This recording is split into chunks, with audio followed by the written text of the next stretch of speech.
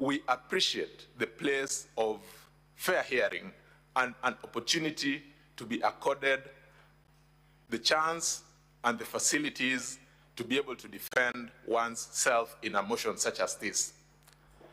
Mr. Speaker, I would want to add that the opportunity to be heard does not have to be oral.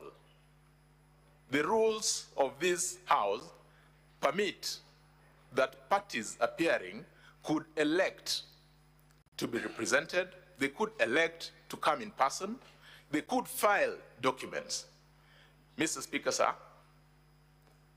His Excellency, the Deputy President, has participated robustly in the proceedings, both before the National Assembly, where they filed a very, very detailed replying affidavit and a response. Mr. Speaker, sir, if my memory serves me right, let me just make a quick reference. Before the National Assembly, His Excellency the President did file a response dated the 8th of October 2024. When the proceedings before this House began, His Excellency the President, the Deputy President again filed a very robust response dated the 12th of October 2024. Mr. Speaker, sir, up to this point in time, His Excellency, the Deputy President, together with his team, have had a beautiful opportunity to present their case. They have had an opportunity to cross-examine in great detail all the witnesses that we presented before this House. If anything, Mr. Speaker, sir, if any prejudice were to be occasioned in the course of this, hearing this matter, that prejudice would be on us, because our expectation would be that His Excellency the President would be able to attend and avail an opportunity for the National Assembly to cross-examine him. Mr. Speaker, sir, taking into account the circumstances that we find ourselves in, having also very keenly heard learned senior counsel speak, matters health are not matters to be taken lightly. On the same tone, Mr. Speaker, sir, matters health cannot be given timelines. There cannot be certainty that if an adjournment were to be given even for 1 week, then there is clarity and certainty that we'll be able to proceed on that assigned day. Mr. Speaker, sir, we would urge that we borrow practice that has accorded to other similar organs created by the Constitution. I have the courts of law in mind. Mr. Speaker, sir, because I earlier on submitted that Article 50 provides for an opportunity, provides for the right to fair hearing, and that fair hearing does not necessarily have to be oral, we have had practice in our Supreme Court where dealing with some of the most important decisions of our lifetimes, including decisions arising from presidential elections, have, in all the elections that we have had parties file submissions and their documents, and that their advocates have had an opportunity to appear before the courts to highlight those documents and pleadings that have been filed. In this occasion, because His Excellency, the Deputy President, has had an opportunity to present all the material that he ought to or he wanted to present, and also had the opportunity to cross-examine all the witnesses that he wanted to cross-examine, all that is left on their side is highlighting. On our part, Mr. Speaker, sir, the part of the National Assembly, so that then we are able to give progress to this matter, we are willing to take the painful decision to forego the cross-examination of His Excellency the Deputy President and only proceed with highlighting submissions in relation to the documents that we have filed before this House. It is our humble view that no prejudice would have been occasioned to His Excellency the Deputy President. Mr. Speaker, sir, we urge that that if I had my learned senior colleague, Mr. Paul Mwite, senior counsel, well, he seemed to have been imploring this House to consider adjourning.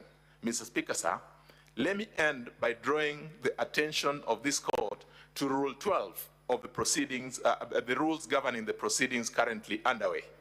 Mr. Speaker, sir, Rule 12 of those rules dictates that once the hearing has commenced, it shall proceed up to the end. It does not provide for an option for the House to adjourn. If that is the dictate, Mr. Speaker, sir, of the rules governing the proceedings before this House, we urge that being a country, being an organ of a constitution that is that is controlled by the rule of law and the Constitution, you direct that we proceed with the hearing as had been planned. I am most obliged. Mr. Speaker, sir, just before I leave the ground, maybe I would want to invite my leader, Mr. Honorable James Orengo, Senior Counsel, to also just add one word before you give your directions. I'm most obliged.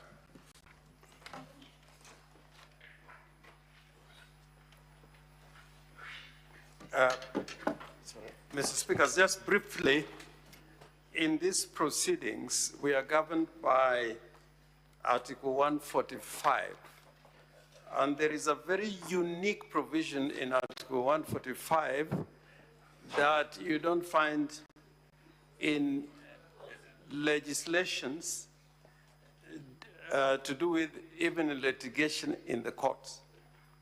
But because the makers of this constitution knew that these proceedings are time-bound, there is under Article 145, sub-article 5, a very important provision. And I think that article is not there for cosmetic value. That article is there to deal with a situation like we find ourselves in, because the makers of this constitution knew that when processes are time-bound, they must be a safety valve. Article 145, sub-article 5, which applies mutatis mutandis in relation to the removal from office by way of impeachment of the deputy president, states as follows. The president, and for that matter, it should be read, the deputy president, shall they have the right to appear and be represented before the special committee during its investigation. Now, the point that I want to make, that not in a lot of legislation you find the right to be represented highlighted, because the deputy president can, by his advocate or by him appearing in person or having both the deputy president and his advocate to appear. Now, I want to put before the Senate, because a lot of you have this problem a lot of time during the elections. If, in accordance with the election law, you are required to subscribe your nomination papers on a certain day, and you fail it, you're running for president or deputy president, and you're told that you must present your nomination papers on a certain day, as it is there in the law, would you feign sickness and fail to represent your nomination papers on that particular day? And I can tell you, if you fail to do so, the law will not give you any accommodation. You'll be out, and there are a lot of decisions on this matter. I want to talk to this Senate very frankly, that Senior Counsel Mwite was basically giving evidence He has not told us where, or if he has told us the medical institution where the deputy president is. But for the deputy president to fail to bring evidence, credible evidence before the House that has been admitted, even that evidence that has been admitted to a medical institution, we don't have it. We will rely on the evidence from my senior counsel, Paul Mwite. That is evidence. But in practice, I can say without a fear of contradiction, there are many times where people are represented even in medical documents, and later on they've been found to be fake, if I may use that word. I think the thing that the deputy president should have done, we should have had one of the doctors here, at least to tell us about his admission and about his condition, because up to 1:15, the deputy president was here. He was not evacuated from here in an ambulance. And if I can give evidence from the bar, he went to his office, and again, there's no evidence that he was evacuated in an ambulance. He went to Karen Hospital in himself to check at the hospital. So I think our constitutional duty is to live by what the Constitution requires of us. The greatest prejudice, for me, I was looking forward to cross-examine the deputy president. But unfortunately, the story that has been told does not include cross-examination of the evidence of the deputy president, which is on record. But because we are time-bound, and as my learned friend Eric Gumba said, we are prepared to go by the evidence in record. The prejudice is to us. The sickness of the deputy president is affecting us more because we would want to cross-examine him. But he has evidence in record which we cannot test by the way of cross-examination. And there's no assurance that on Tuesday, the deputy president would be here. Finally, we can also say from here that there are many cases that have been filed all over, including in Malindi today, that has to do with the proceedings that are going on here.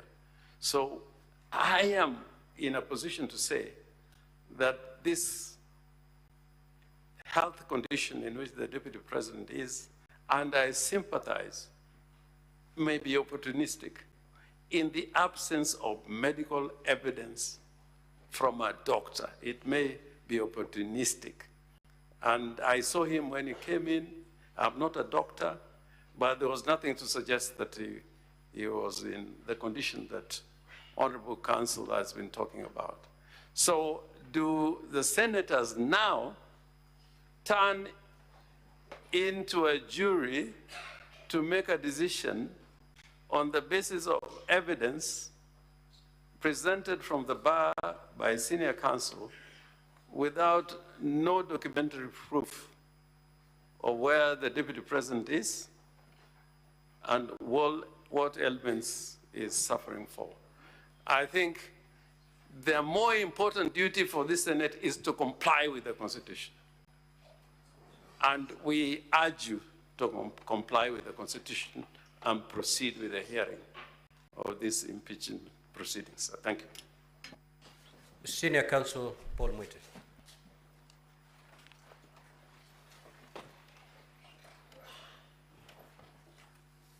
Mheshimiwa Speaker, honorable senators, we all live in Kenya, and I would like to make this submission. These gadgets we have here capture every word uttered accurately, so that if I was found tomorrow to have lied to these senators, sanctions can be brought on me.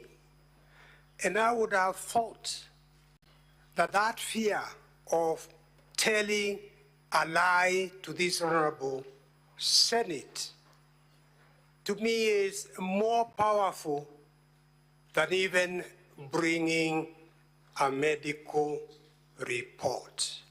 We've had many medical reports generated outside hospitals. We see them in courts almost on a daily basis. Mheshimiwa Speaker, you will remember the rush that was there when I was asking to be given up to 5 p.m. And it was a rush. Was I to fail to come back to this honorable house at 5 p.m., waiting for a medical report when the doctors there are busy attending to their patient, the deputy president? Medical reports I can bring. If I've told lies, that is something that can be established. And my learned friend, Mheshimiwa Honorable Orengo, talks about giving evidence from the bar. When I was learning, they are seated down when he's giving evidence from the bar about some cases filed in Malindi that I'm not aware of. Perhaps he should have given us a copy of that. Mheshimiwa Speaker, Article 145, Sub-Article 6 is clear, and I do not want to take time of this august House, Senate. Going back to it, it applies, and I would plead with you and with honorable senators to give us until Tuesday to see whether the deputy president will be well enough. No one decides when to get sick and when not to get sick. I am sure many honorable senators here will have a story of their shock because of having spent an evening with somebody, then the following day they hear that the person is gone. Yet that person was looking good and healthy. Let's be humane. Let's be compassionate. Tuwe na utu kidogo. Tuesday, the heavens are not falling down to join with the earth. I thank you, Mheshimiwa Speaker. Senior Counsel Paul Mwite, there is a hypothetical question that was raised by Senior Counsel Orengo. Assuming, and it's just an assumption, assuming the Senate is inclined to grant your client up to Tuesday, and by Tuesday, your client is unable to attend Senate, what then will be the way forward? Mheshimiwa Speaker, I would submit the best thing is for this honorable House, honorable Senate, to make a decision on facts rather than assuming what may or may not happen. Point number one. Point number two, Mheshimiwa Speaker, is the importance of honorable senators seeing with their own eyes how a witness withstands cross-examination. There are many times when different impressions will be given by a written document, and yet when cross-examination takes place, individuals change their minds. One can only make a decision on whether this witness is believable or not believable when they see his demeanor in person. So there's nothing to replace orality through cross-examination. There are many witnesses whose statements will be impressive, and yet when they begin to give evidence orally, that impression changes completely on the mind of the jury. The Deputy President wishes to subject himself to cross-examination, wishes under oath to deal with the evidence given adverse to him by witnesses here, so that honorable senators can have an opportunity of making a decision. Is it the Deputy President we shall believe, or is it those other witnesses? That opportunity can only come through orality and through cross-examination. So what this House elects to do, that decision, this House, Mheshimiwa Speaker, they will make on Tuesday. I am always an optimist. So I am living in the belief that the doctors may be able to put whatever is wrong with the Deputy President back in place so that he can be here on Tuesday, Mr. Speaker. If he's not here, let that decision of what this Honorable Senate will then do be made on Tuesday. That is the humane way of going about a matter about no one had control of. I thank you. Now, honorable senators, having listened to the counsel for the Deputy President, as well as the counsel for the National Assembly, I need to consider those arguments and give my considered ruling in this matter. I will therefore suspend for 5 minutes. 5 minutes. 5 minutes, and I'll be back. Arise.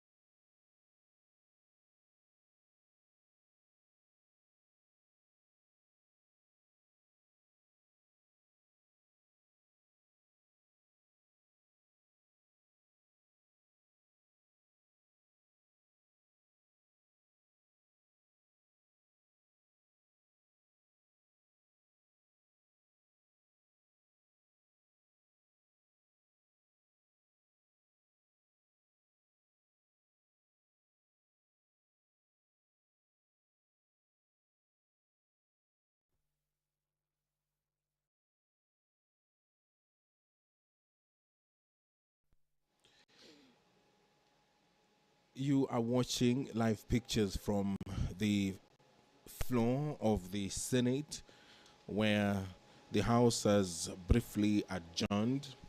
The Speaker of the Senate is expected to come back and give a ruling on the way forward.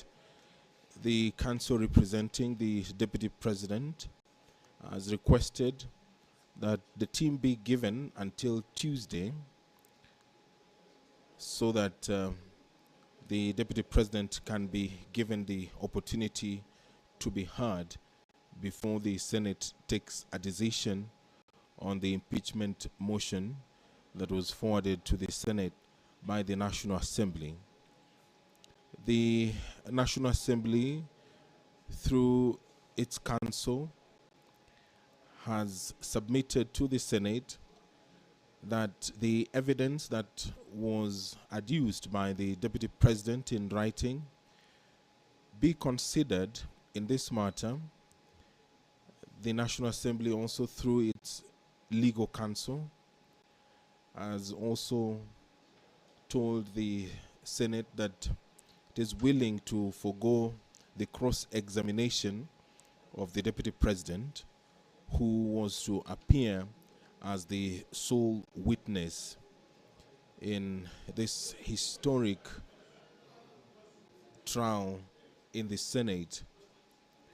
The National Assembly did forward to this House 11 grounds of impeachment, which it believes that it has presented enough evidence to warrant the impeachment of the Deputy President. Among the grounds that the National Assembly did advance is the gross violation of Article 10, Sub-Article 2A of the Constitution, and B and C, Article 27, Sub-Article 4, Article 73, Sub-Article 1A, and Article 2B of the Constitution.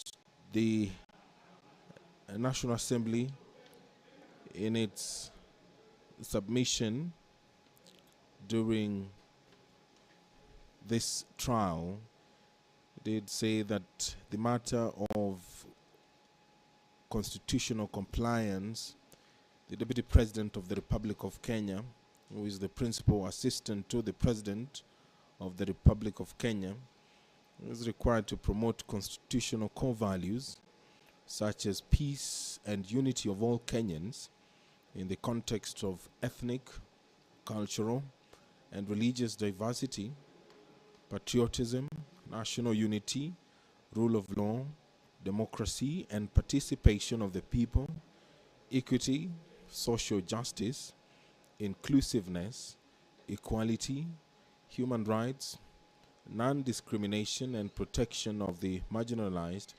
and good governance. It will also respect and uphold representation of Kenya's multi-ethnic and culturally diverse society through the promotion of equality and affording equal opportunities to all Kenyans in appointments to the public service and allocation of public resources, and to promote and implement public policy decisions that do not discriminate against any Kenyan based on conscience, ethnic or social origin, language or birth. In its argument, the National Assembly said that on diverse dates throughout the last 2 years, His Excellency the Deputy President has persistently made utterances threatening to discriminate, exclude and unlawfully deny sections of the people of Kenya and regions of the Republic of Kenya equal opportunities for public service appointments and allocation of public resources. Besides, the utterances are highly inflammatory and insightful and significantly undermine national unity and the peaceful coexistence of Kenya's diverse communities. In forwarding its evidence to the Senate for the purpose of this trial, the National Assembly did illustrate instances where it believes the deputy president has been on record committing the said violations. Ground 2, gross violation of Article 147, Sub-Article 1, and Article 152, Sub-Article 1 of the Constitution. The National Assembly states that Article 147, Sub-Article 1 of the Constitution provides that the Deputy President shall be the principal assistant of the President and shall deputize for the President in the execution of the President's functions. In addition, Article 152, Sub-Article 1 of the Constitution states that the Deputy President is a member of the Cabinet. The National Assembly argues that on various dates throughout the last 2 years, His Excellency, the Deputy President, undermined the President and the Cabinet and the effective discharge of the national government's executive mandate by making unilateral public statements that were inconsistent with policy positions collectively adopted by the government. Under this charge, the National Assembly has moved to illustrate instances and occasions in which it deems the Deputy President to have committed this offense. That on or around 30th of April 2024, the Cabinet passed a resolution for the evacuation of people residing along the Nairobi River. Shortly after that, His Excellency the Deputy President made a public statement opposing the Nairobi River riparian evacuation orders, which the National Assembly argues that the Cabinet had sanctioned for public safety and climate change mitigation. His Excellency the Deputy President made contradictory public statements despite being a member of the Cabinet and being assigned the function of superintending the Nairobi River riparian evacuation order. In addition, the National Assembly argues that His Excellency the Deputy President has on several occasions throughout the last 2 years made public statements contradicting the President on critical matters of governance and the exercise of the President's functions as a symbol of national unity. It has also tried to illustrate that in March 2023, at a public forum in the Nyanza region, the President said Kenya belongs to all, notwithstanding how people voted in 2022 general elections, and that he would ensure the government does not discriminate against anyone. However, His Excellency the Deputy President, speaking after the President at another public forum, contradicted him by saying that Kenya is a company in which the provision of government services is based on shares. That His Excellency the Deputy President has made numerous other utterances at public forums where he publicly restates the division narrative that Kenya is a company in which the rights of citizens are based on shares determined by how various ethnic communities voted in the 2022 general election. The National Assembly argues that the Deputy President's unilateral, divisive, and insightful public statements are impeachable offenses to the extent that they undermine the effective discharge of the national government's executive mandate, that they violate the doctrine of collective responsibility, and that they are equivalent to insubordination of the President, which is incompatible with his constitutional status as the principal assistant to the President of the Republic of Kenya. Ground 3, gross violation of Article 6, Sub-Article 2, Article 10, Sub-Article 2A, Article 174, Article 186, Sub-Article 1, Article 189, Sub-Article 1, and the 4th Schedule to the Constitution. This, quote-unquote, undermining devolution. The National Assembly, in its submission in this trial, argues that Article 10, Subarticle 2A of the Constitution provides that devolution is a fundamental national value and principle of governance. In addition, Article 6, Subarticle 2 of the Constitution provides that government at the county and national levels are distinct and interdependent and shall conduct their mutual relations based on consultation and cooperation. These provisions, the National Assembly argues, that are supplemented by Article 189, Sub-Article 1 of the Constitution, which provides that governments at each level shall perform and exercise their powers in a matter that respects the functional and institutional integrity of government at the other level. Under paragraph 7A of part 2 of the 4th schedule to the Constitution, county governments are responsible for trade development and markets as an exclusive function. Moreover, the Deputy President chairs the Intergovernmental Budget and Economic Council, which the National Assembly argues is an essential organ for consultation between the two levels of government.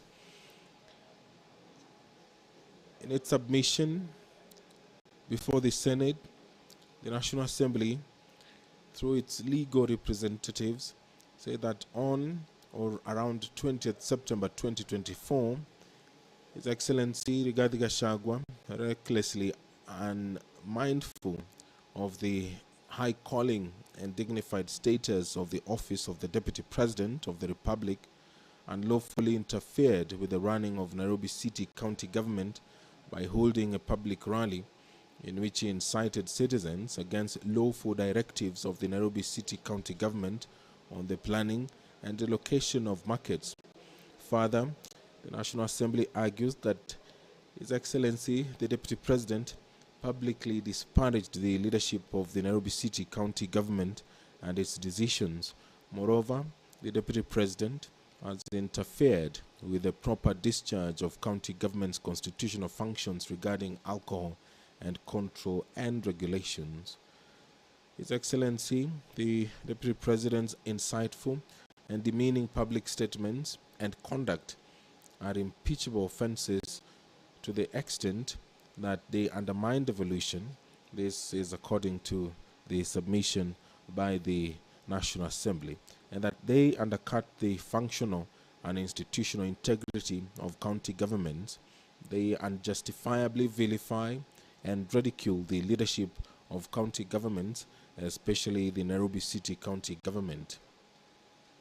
Consequently, His Excellency Rigathi Gachagua, according to the National Assembly, has grossly violated Article 6, Subarticle 2, Article 10, Subarticle 2A, Article 174, Article 186, Subarticle 1, and Article 189, Subarticle 1 of the Constitution, as read with the 4th schedule to the Constitution. Ground 4, the National Assembly accuses the Deputy President of gross violation of Article 160, Sub-Article 1 of the Constitution, which talks about the undermining of institutional and decisional independence of judges. In its submission, the National Assembly argues that Article 160, Sub-Article 1 of the Constitution provides that the judiciary shall be subject only to this Constitution and the law, and shall not be subject to the control or direction of any person or authority. Many international law instruments, treaties, and principles require the guarantee of the judiciary's independence and require all government officers and institutions to respect and observe it. In 2023, His Excellency Rigathi Gachagua, according to the National Assembly, recklessly and mindful of the high calling and dignified status of the office of the Deputy President of the Republic of Kenya, and the need to respect, protect, and uphold the independence of the judiciary, made a scathing public attack against the Honorable Lady Justice Esther Maina, Judge of the High Court of Kenya, and falsely threatened to file a petition for the removal of the said judge in gross violation of Article 160, Subarticle 5 of the Constitution. The Honorable Judge, according to the National Assembly, had presided over a case in which His Excellency Rigathi Gachagua was a party and had, in the lawful performance of a judicial function, ordered His Excellency the Deputy President to forfeit to the state the sum of 200 million shillings, which he had found to be proceeds of corruption and money laundering. His Excellency Rigathi Gachagua's public attacks, according to the National Assembly, are impeachable offenses to the extent that they undermine the functional and decisional independence of judges. If you're just joining us, these are live pictures from the Senate chambers where the trial has taken a short break. The Speaker has gone to draw a ruling on the way forward for this trial, where the Deputy President has been unable to appear to take to the witness stand. His legal representative, led by Senior Counsel Paul Mwite, has asked the Senate to give the Deputy President until Tuesday next week and thereafter make a decision on the way forward. The National Assembly, through its legal representatives, led by Senior Counsel James Orengo, urged the Senate to consider the evidence that has already been forwarded by the Deputy President. Quoting the law, the National Assembly, through its legal representatives, argued that having forwarded the evidence in writing, there may be no need to have the Deputy President give his accounts. The team argued that this Senate can make a decision on that, and it is willing to forego the cross-examination of the witness, who is the Deputy President of the Republic of Kenya. So we are waiting for the Speaker to make a ruling on this request by the Council representing the Deputy President. Ground 5 of the Ground 5 that the National Assembly believes is an impeachable offense is the gross violation of Article 3, Subarticle 1, and Article 148, Subarticle 5A of the Constitution, which talks about the breach of the oath of office and allegiance. The National Assembly, in impeaching the Deputy President, argued that His Excellency Rigathi Gachagua's actions and utterances outlined in Ground 1, 2, 3, and 4 constitute a gross violation of Article 3, Subarticle 1 of the Constitution, which requires every person to respect, uphold, and defend the Constitution. Further, the actions and utterances of His Excellency Rigathi Gachagua grossly violate Article 148, Subarticle 5A of the Constitution, which prescribes the oath of allegiance of the office of the Deputy President that obligates the Deputy President to obey, preserve, protect, and defend the Constitution.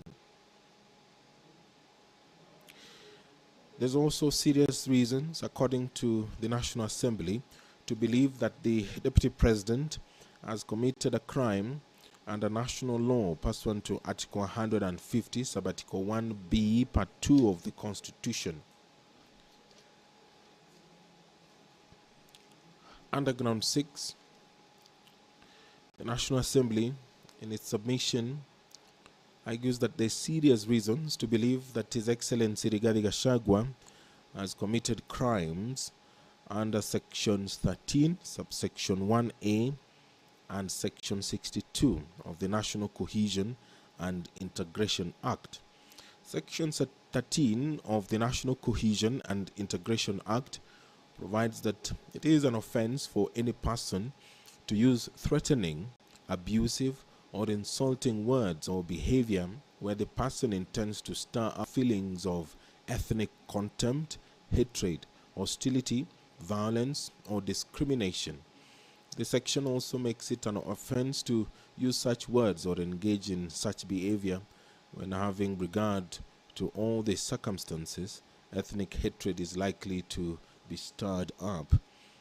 The National Assembly argues that besides, Section 62 of the National Cohesion and Integration Act states that a person commits an offense when the person makes statements that are intended or are likely to stir up feelings of ethnic contempt, hatred, hostility, violence, or discrimination.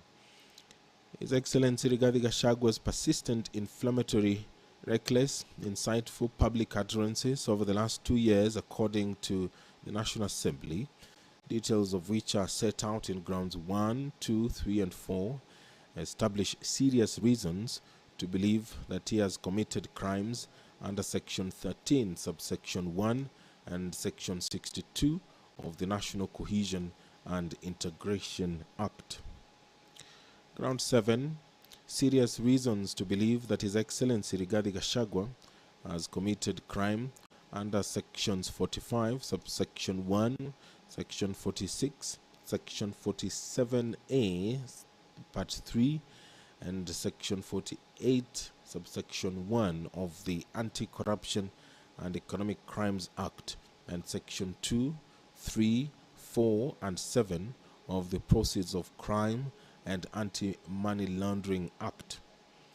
But for the past 2 years, His Excellency the Deputy President has inexplicably amassed a humongous property portfolio estimated at 5.2 billion shillings, primarily from proceeds of corruption and money laundering.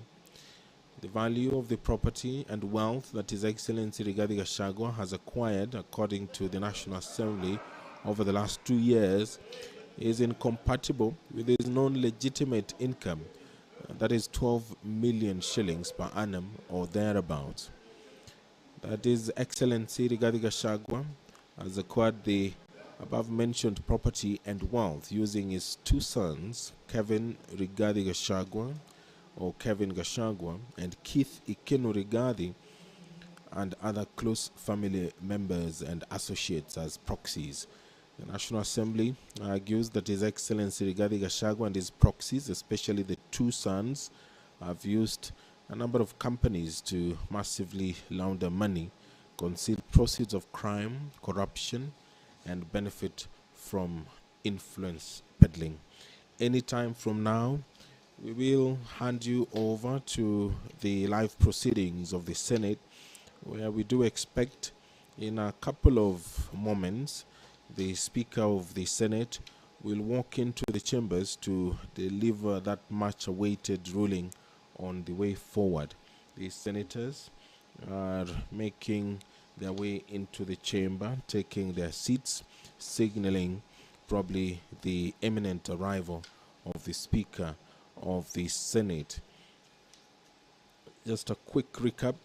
The Speaker adjourned the sitting briefly to draft a ruling on the request by the Senior Counsel Paul Muite, representing the Deputy President in this historic trial. The Senior Counsel told the Senate that the Deputy President had fallen ill and he had been in contact with his doctors at the Karen Hospital, and he also did indicate that he didn't speak directly to the Deputy President on orders by the doctors who are continuing to examine the Deputy President. And in response, the National Assembly, through its legal team, argued that they do not need to cross-examine the Deputy President, who was scheduled to take to the witness stand, but the Senate should consider using the evidence presented by the Deputy President in his submission to make a decision. The National Assembly, through its legal representatives, argued that the matter before the Senate has strict timelines, and so it should be dispensed with. And that is the decision that we are now waiting for the Speaker to make. Ground 8 is serious reasons to believe that His Excellency Rigathi Gachagua has committed crimes under Section 132 of the Penal Code and Section 29 of the Leadership and Integrity Act. That His Excellency Rigathi Gachagua has continuously misled members of the public through false, malicious, divisive, and insightful remarks that are contrary to the provisions of Section 132 of the Penal Code and Section 29 of the Leadership and Integrity Act. The National Assembly has illustrated in its submission to this trial that sometime in January 2024, His Excellency Rigathi Gachagua made a sensational but false accusation that Honorable Justice Esther Maina, Judge of the High Court of Kenya, had engaged in corruption.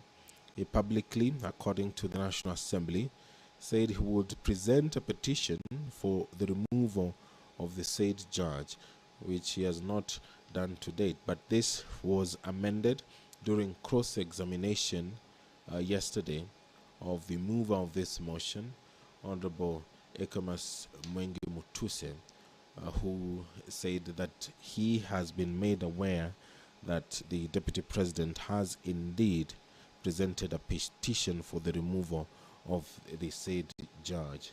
There on your screen is the clerk of the Senate. And now we await for the arrival of the Speaker of the Senate. Currently, the bell is being rung, and we now await the arrival of the Speaker. Ground 9.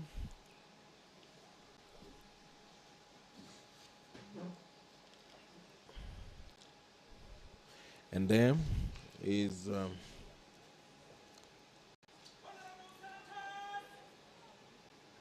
the Speaker of the Senate, who is now walking into the chambers. This broadcast is brought to you by the Parliamentary Broadcasting Unit in conjunction with the Kenya Broadcasting Corporation.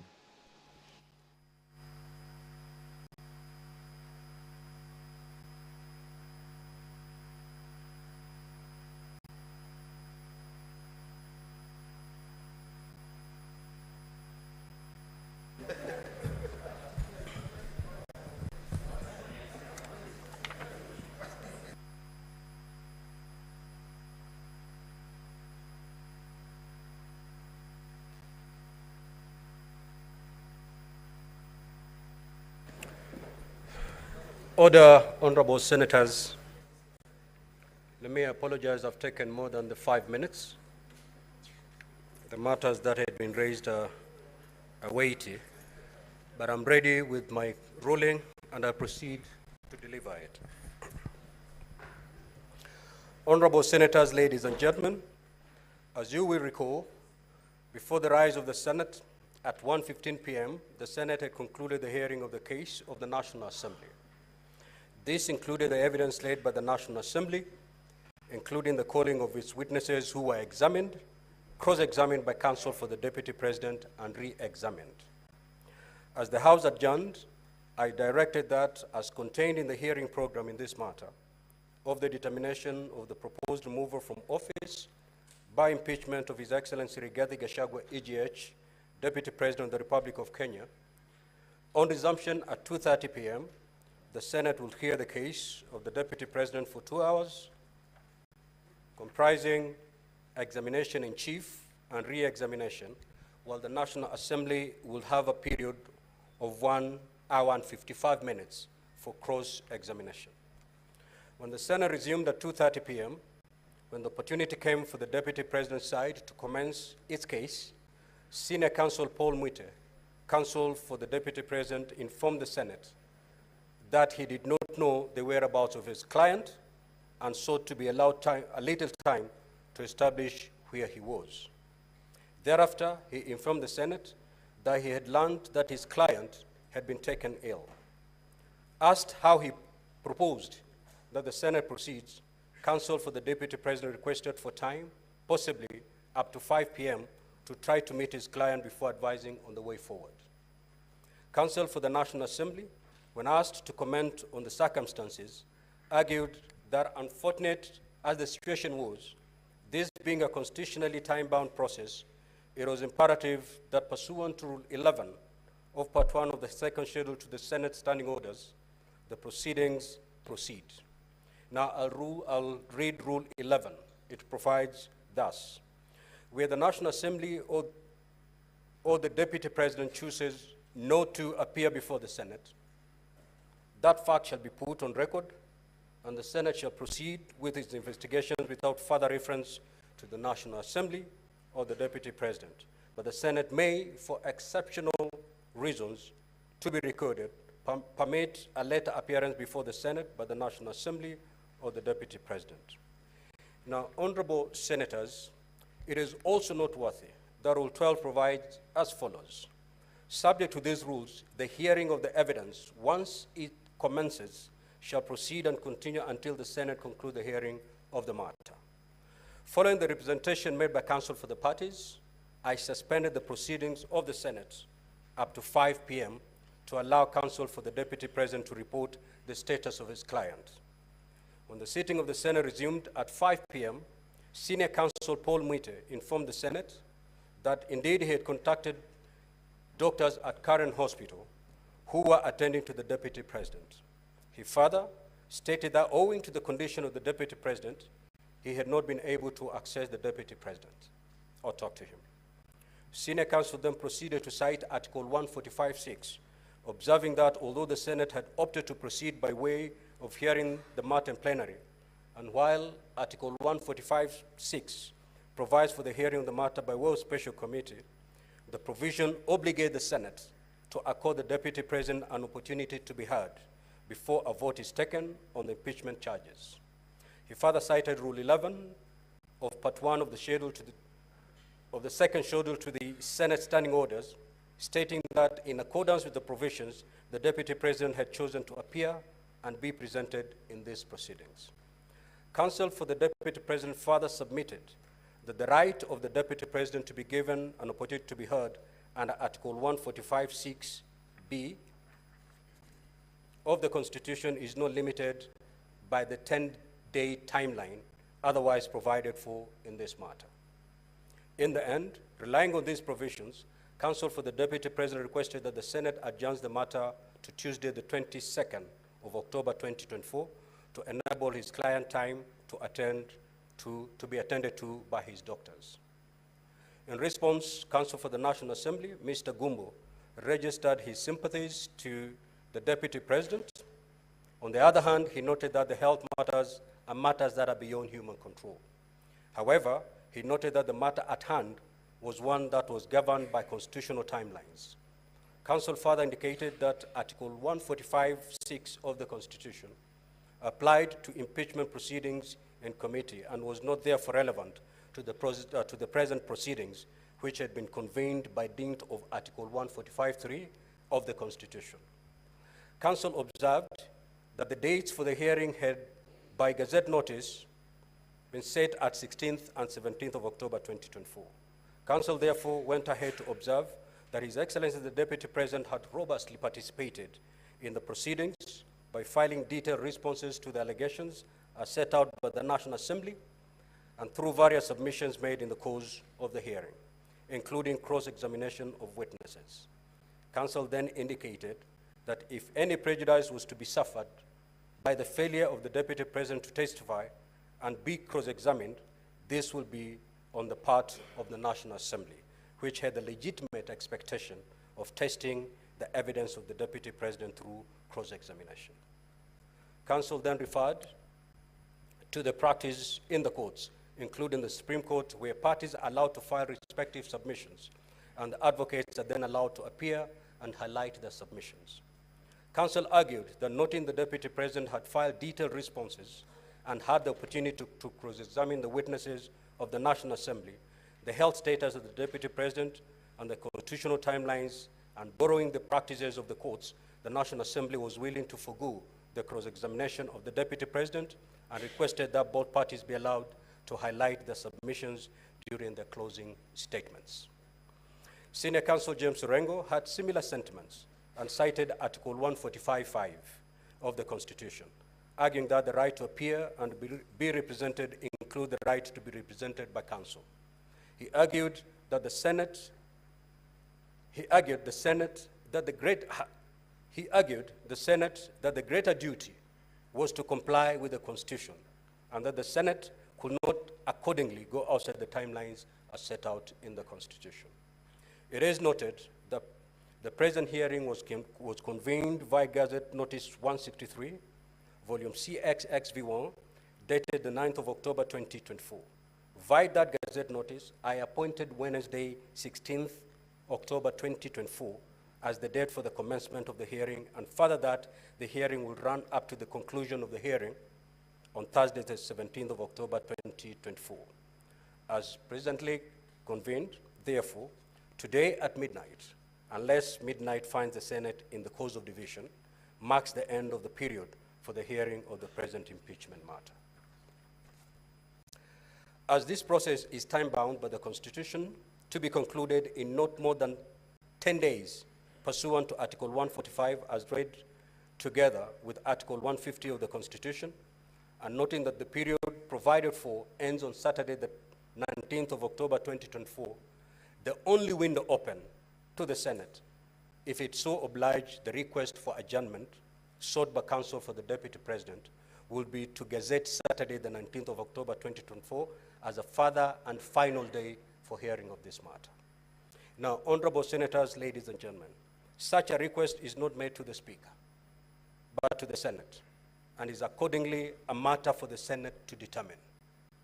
To facilitate this decision, I direct the Clerk of the Senate to circulate a supplementary order paper incorporating a notice of motion and a motion for adjournment sought. This being a procedural matter, the motion, if carried, will result in the Speaker gazetting Saturday, the 19th of October 2024 as a sitting day to conclude the hearing and determination of this matter, this being the last day allowed by the Constitution of Kenya for these proceedings to conclude. Needless to say, if the motion is not carried, the decision of the Senate will be that this hearing continues to conclusion in the manner provided for under Rule 12. In such event, the hearing will continue as set out in the program, with the parties moving to make their closing statements. Now, honorable senators, ladies and gentlemen, in conclusion, let me take this opportunity on my own behalf and on behalf of the Senate to convey our sincere sympathies and best wishes for a quick recovery to His Excellency Rigathi Gachagua, AGH, the Deputy President of the Republic of Kenya.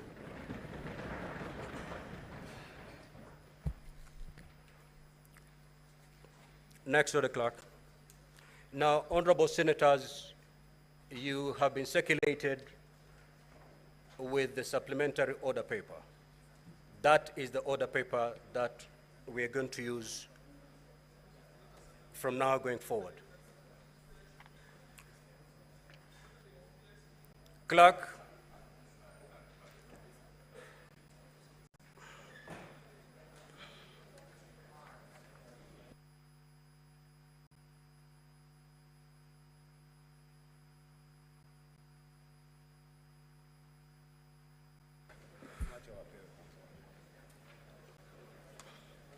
now, honorable senators, this being a procedural motion, you don't need to give notice. So when the order is read out, the majority leader will be called upon to move.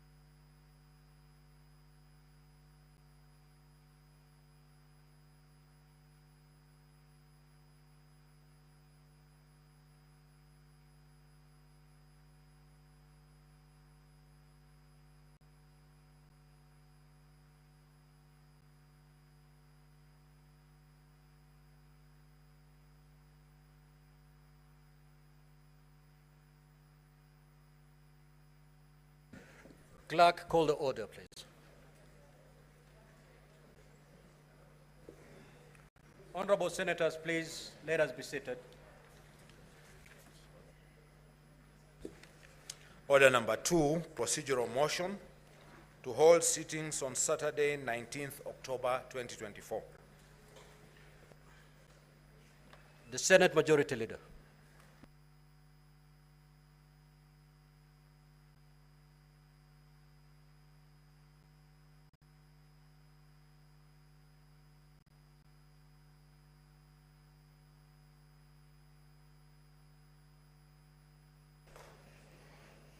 Mr. Speaker, sir, I rise to move this procedural motion, which is for the Senate to hold sittings on Saturday, the 19th of October 2024.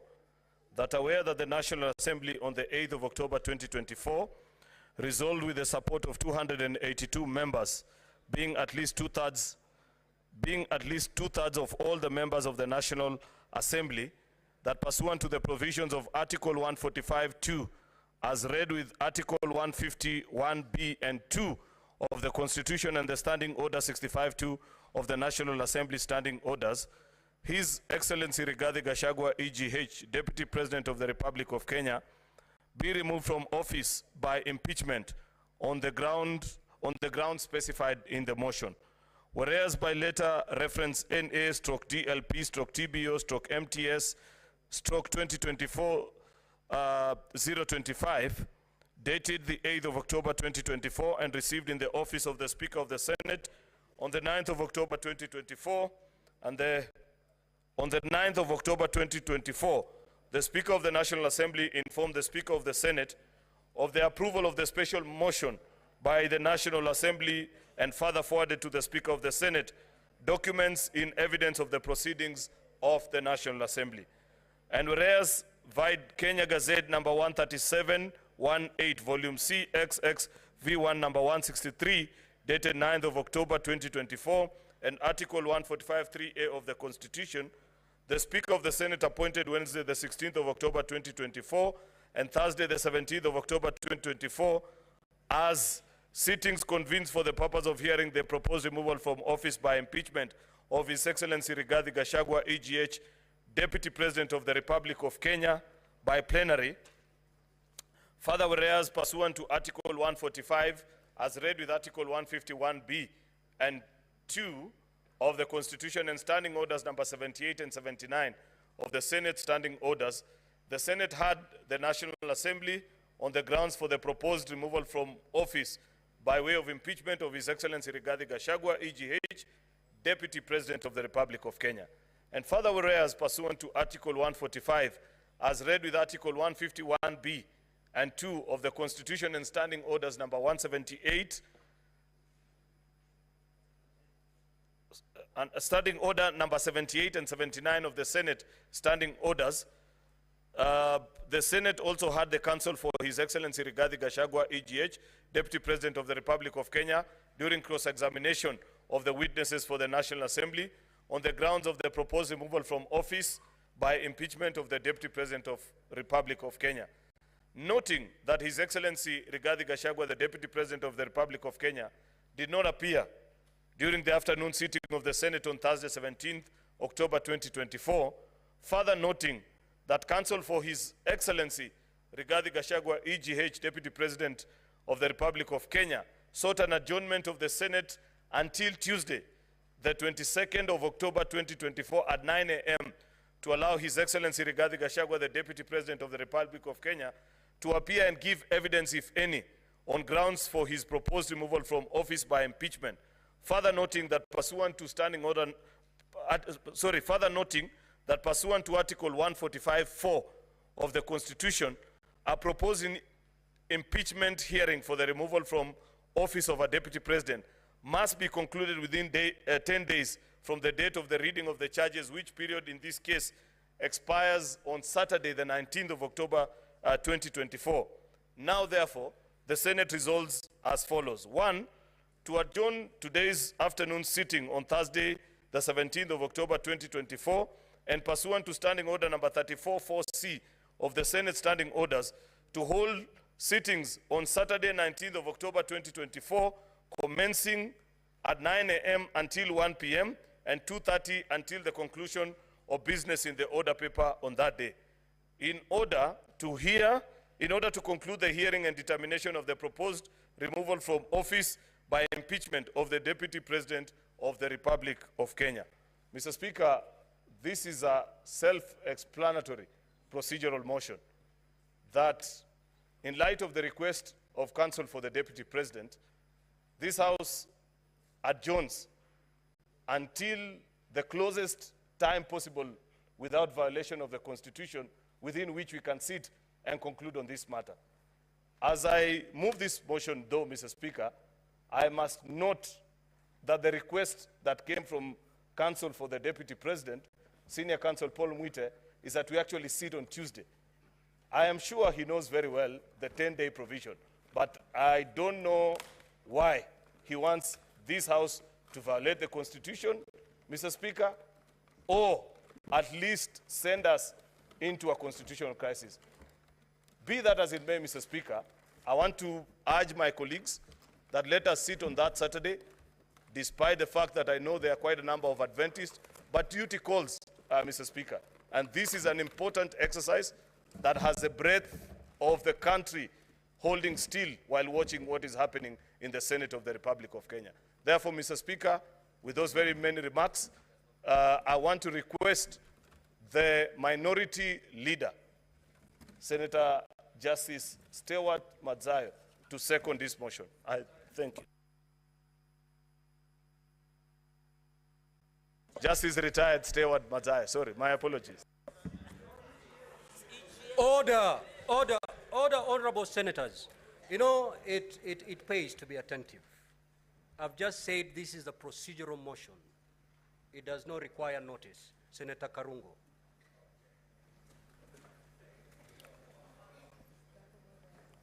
Asante Mheshimiwa Spika. Kwanza nataka kuunga mkono hoja hii ya kwamba tuweze pia kupata nafasi ya kuweza kuketi ama kusikiza maoni haya siku ya Jumamosi. Kuanzia leo mpaka Jumamosi kupewa nafasi hiyo. Bwana Spika, tunaelewa ya kwamba hii ni kesi muhimu sana na macho yote katika nchi hivi sasa yanaegezwa katika bunge la Senate. Nataka kumpatia pole sana kupitia kwa wakili ambaye ni senior counsel wetu na ni wakili mkubwa katika Kenya, ndugu yangu Paul Mwite, kwamba yule client wako amekuwa mgonjwa wakati huu. Najua ni ugonjwa ni kitu cha Mwenyezi Mungu. Hatuwezi sisi tukasema ya kwamba mtu hawezi kuwa mgonjwa. Mtu yote anaweza kuwa mgonjwa. Kwa hiyo nataka umpatie pole. Senate imempatia pole na kwamba tunamtakia kila laheri aweze Mwenyezi Mungu kumpatia nafuu, alafu tuweze kumpata hapa. Bwana Spika, tuko katika panda mbili hivi sasa. Ni mgonjwa na tuendelee, ama ni mgonjwa na tusiendelee.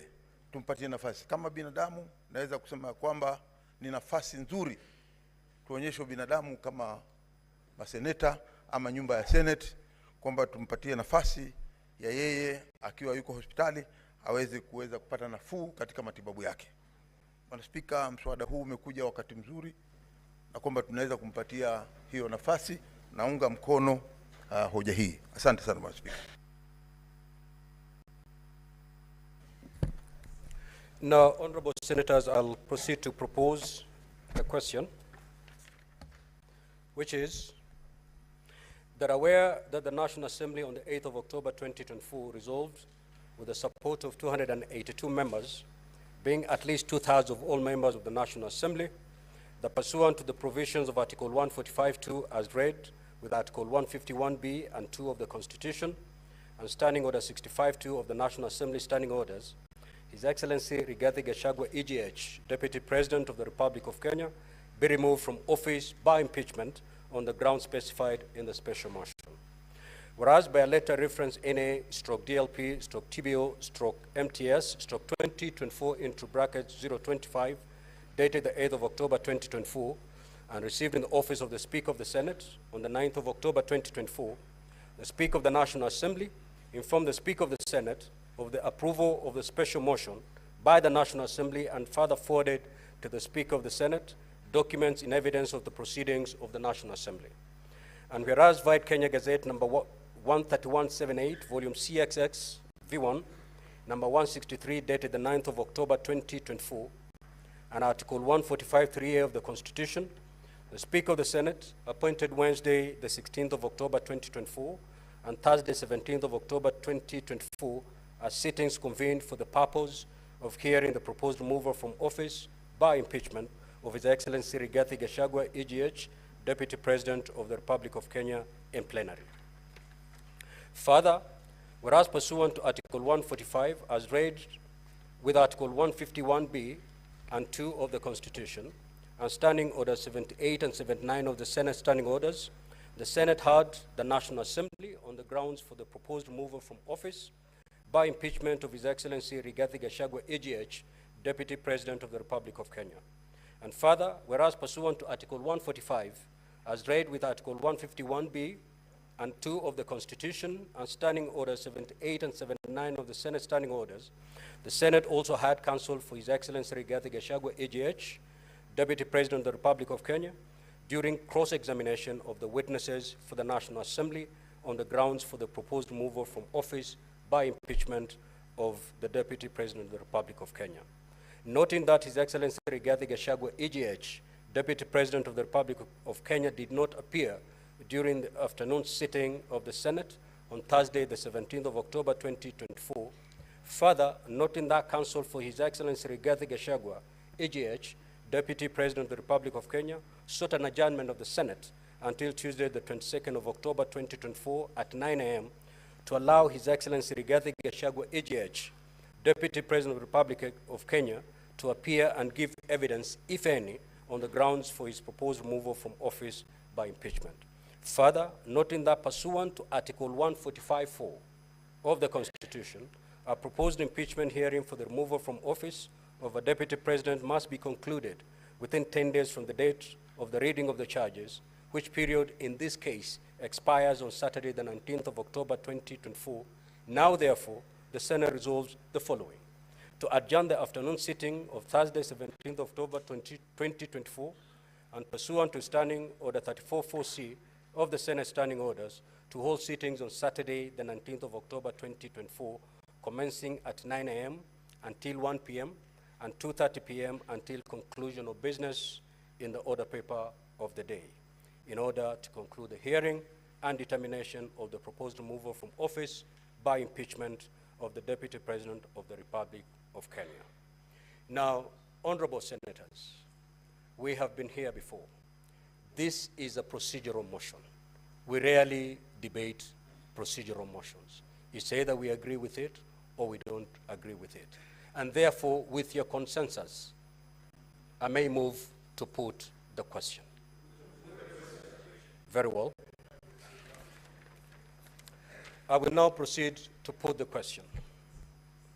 That aware that the National Assembly on the 8th of October 2024 resolved with the support of 282 members, being at least 2/3 of all members of the National Assembly, that pursuant to the provisions of Article 145(2), as read with Article 151(b) and 2 of the Constitution, and Standing Order 65(2) of the National Assembly Standing Orders, His Excellency Rigathi Gachagua, EGH, Deputy President of the Republic of Kenya, be removed from office by impeachment on the grounds specified in the special motion. Whereas by a letter reference NA/DLP/TBO/MTS/2024 into brackets 025, dated the 8th of October 2024, and received in the office of the Speaker of the Senate on the 9th of October 2024, the Speaker of the National Assembly informed the Speaker of the Senate of the approval of the special motion by the National Assembly, and further forwarded to the Speaker of the Senate documents in evidence of the proceedings of the National Assembly.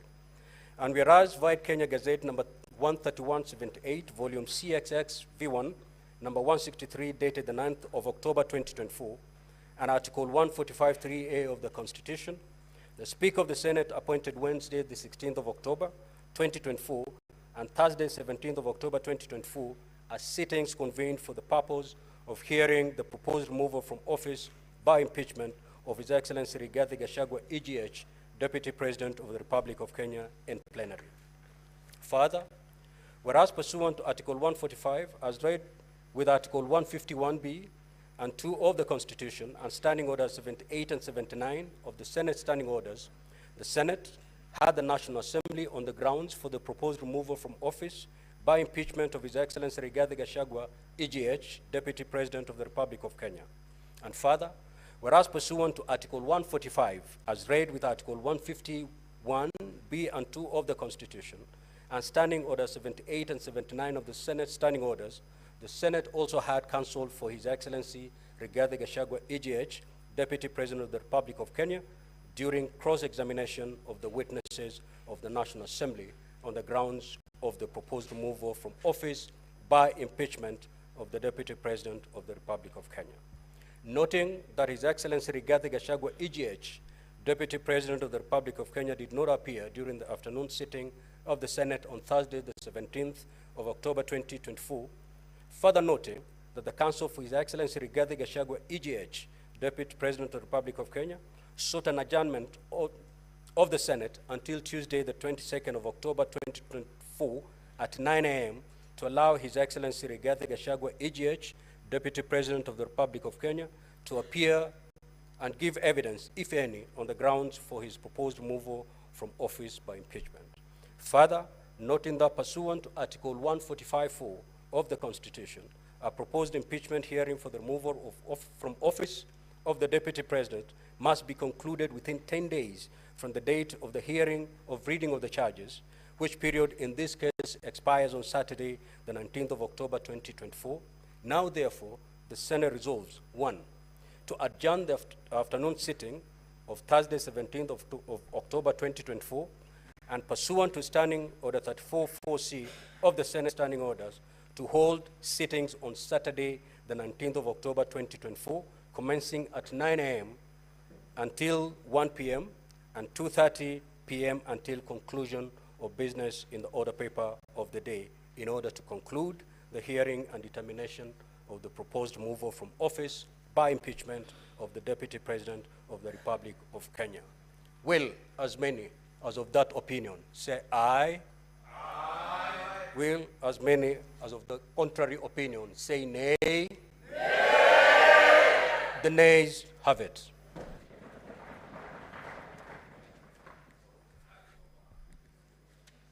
Now, honorable senators, the motion having been defeated, we will proceed with the hearing program as had been circulated this afternoon, in which case then we will move to closing statements by the parties.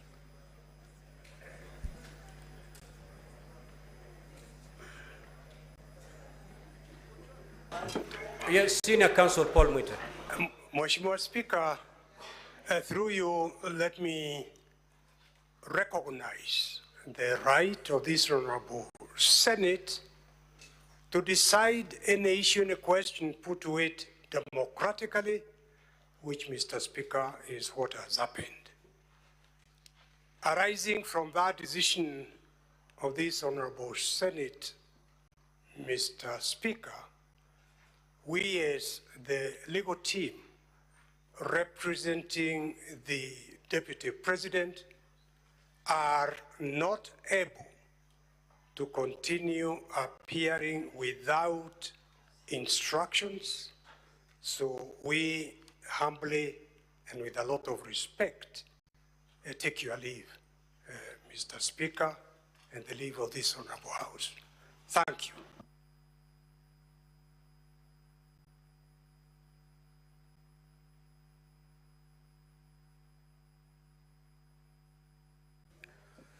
Now, honorable senators, we shall move to hear the closing statements by counsel for the National Assembly. Clerk, you may now proceed to read the order. Order number 3, hearing and determination on the proposed removal from office by impeachment of His Excellency Rigathi Gachagua, EGH, Deputy President of the Republic of Kenya. Counsel for the National Assembly, the floor is yours. You have up to 60 minutes. Thank you very much, Mr. Speaker, sir. On behalf of the National Assembly, we have a total of 4 advocates who would be sharing the time that is allocated to us. Leading the pack, Mr. Speaker, sir, is Senior Counsel Otiende Amolo, to whom I will cede the floor.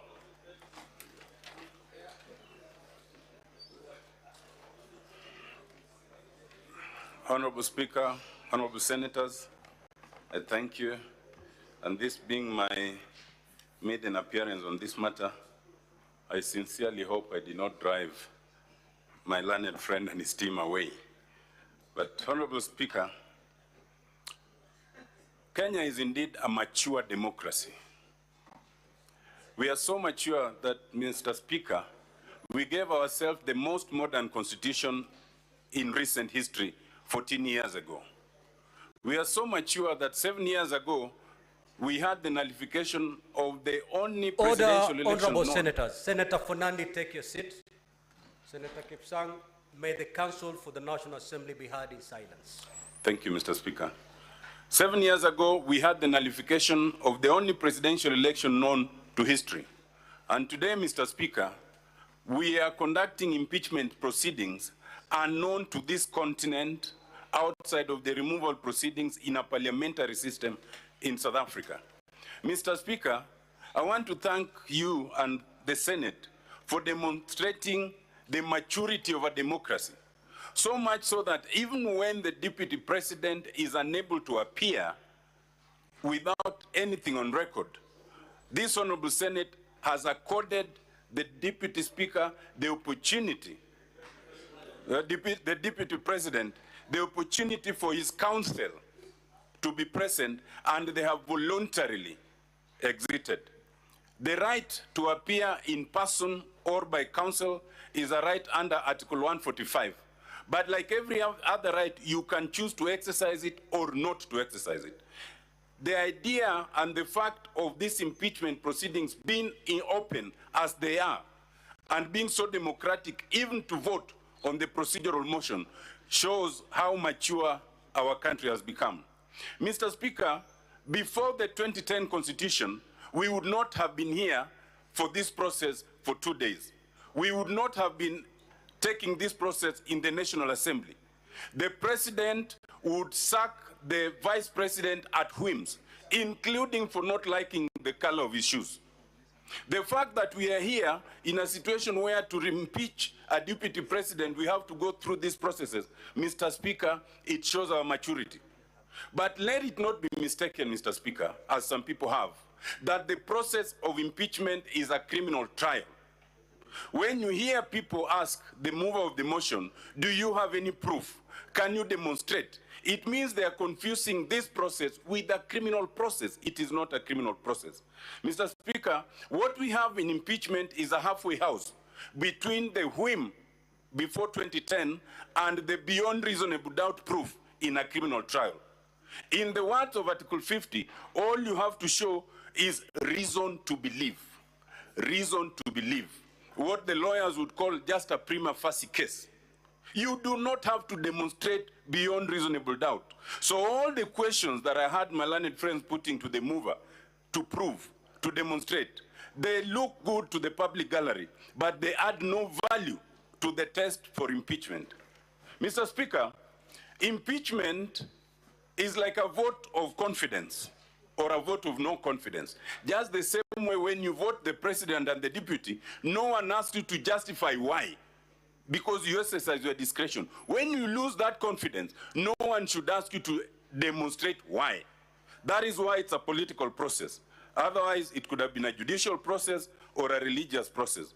Mr. Speaker, it is important to make two distinctions. First, that in this process, you do not have to prove anything beyond reasonable doubt. That's number one. The beyond reasonable doubt can come later when the other processes come in, like the investigative agencies. Number two, Mr. Speaker, in courts, our courts use an adversarial system where you bring all the documents and you are restricted to what you have brought. The process in this house is inquisitorial under Article 145 all the way to 149. And therefore, it allows this house to go beyond what the mover has brought or beyond what the other witnesses have brought. And this house has exercised that jurisdiction quite maturely. Mr. Speaker, I want to suggest that the idea of impeachment is one which is legal in process only, legal in process, but political in content and merit. As long as all the legal processes for fair hearing are observed, it is not open to anyone to question the merit in terms of the decision of the National Assembly or the Senate, because the safeguard is in the numbers. That is why before you move it in the National Assembly, you need 117 members. For it to pass, you need at least 2/3. Even in this House, you need 2/3. That is the safeguard. The safeguard is not in the legal technicalities. Mr. Speaker, for that reason, while it looks juicy and it looks very good to the gallery to have that intense cross-examination such as we saw of the mover of the motion, Mr. Speaker, it is irrelevant. It is highly irrelevant, and to the untrained eye, they might think you are achieving much, but you are not achieving much. It must be remembered that the impeachment here is of the Deputy President, not the mover of the motion. So however much you discredit the mover of the motion, you do your client no justice when you do not address the substance of what is moved. Mr. Speaker, allow me to refocus on Article 150. Article 150 makes a very important distinction. And I heard the lawyers of the Deputy President saying that, there's precedent. There is no precedent in our courts in terms of impeachment. There's precedent in terms of removal from office of governors under Article 181. The word used is removal. The word impeachment does not appear in Article 181. But when you come to Article 150, two words are used. You can remove the Deputy President first, Mr. Speaker, under 151A, under 151 is removal. To that extent, the question of removal in 151, you can use the same standards in Article 181. But B, it says, or on impeachment. There is no other provision for impeachment, and we have not undertaken impeachment in this country. For that reason, Mr. Speaker, while the wording might look similar, the principles are different. Because for removal, for example, under 151, is a strict legal process. You have to show and demonstrate that the Deputy President, has physical or mental incapacity. But when it comes to impeachment, it's a different matter. It's more of a political matter. Mr. Speaker, impeachment is a demonstration of impropriety, of unfitness for office, of it's taking political responsibility. Indeed, Mr. Speaker, in a representative democracy, it is the way of unvoting someone you had voted. Otherwise, you would be having a fresh election to decide, should we now remove this person from office? It is too expensive. The fact, Mr. Speaker, that you have 82% in the National Assembly voting for impeachment and 2/3 if it succeeds in this House, you translate it to the millions that it represents. In the National Assembly, 82% translate to about 42 million out of the 50 million Kenyans. That is a significant number. Mr. Speaker, if this House is equally to vote, you translate it to the equivalent number of people it's representing. It is not a heavy matter. If it was any less, it would have been a decision for a single judge. Mr. Speaker, allow me to address two things, then I sit, in terms of substance. One, you have 11 charges. 4 of those charges oscillate around one issue, and that is the utterances by the Deputy President. And the charge is he made insightful and discriminatory utterances to the effect that only those who voted for the Kenya Kwanza are entitled to resources and positions in government in Kenya. That is the summary of that charge. That charge is contained in ground 1, ground 5, ground 6, and ground 10. I want to submit, Mr. Speaker, that if you find even only that one charge to have been satisfied, then I want to implore the senators to vote yes for all those 4 grounds together. Has it been satisfied? Mr. Speaker, those utterances are admitted by the Deputy President in the documents before you. The meanings of those words in their variety is known to you and is known to Kenyans. The danger in words is something we know in this country way back in 2007. In our neighboring country, Rwanda, we know what words did. I heard the lawyers of the Deputy President suggest that he did not take any action. Under the law, under Article 10, under Article 27, you do not have to take any action. Utterances are enough, because utterances can do the very damage that the Constitution intends not to be done. Mr. Speaker, what is his response to that charge? There are 2. The first one is he was exercising free speech. Mr. Speaker, that is the easiest to dismiss. I invite the senators to look at Article 33, 2D, Roman 2. It is express, and it says, freedom of expression cannot include advocacy for discrimination, and that's what he was doing. What's the second defense? That whatever he was saying is contained in the various coalition agreements under the Kenya Kwanza coalition that were filed and signed before election. Mr. Speaker, with tremendous respect, allow me to remind the Deputy President that this is the Republic of Kenya, not the Republic of Kenya Kwanza.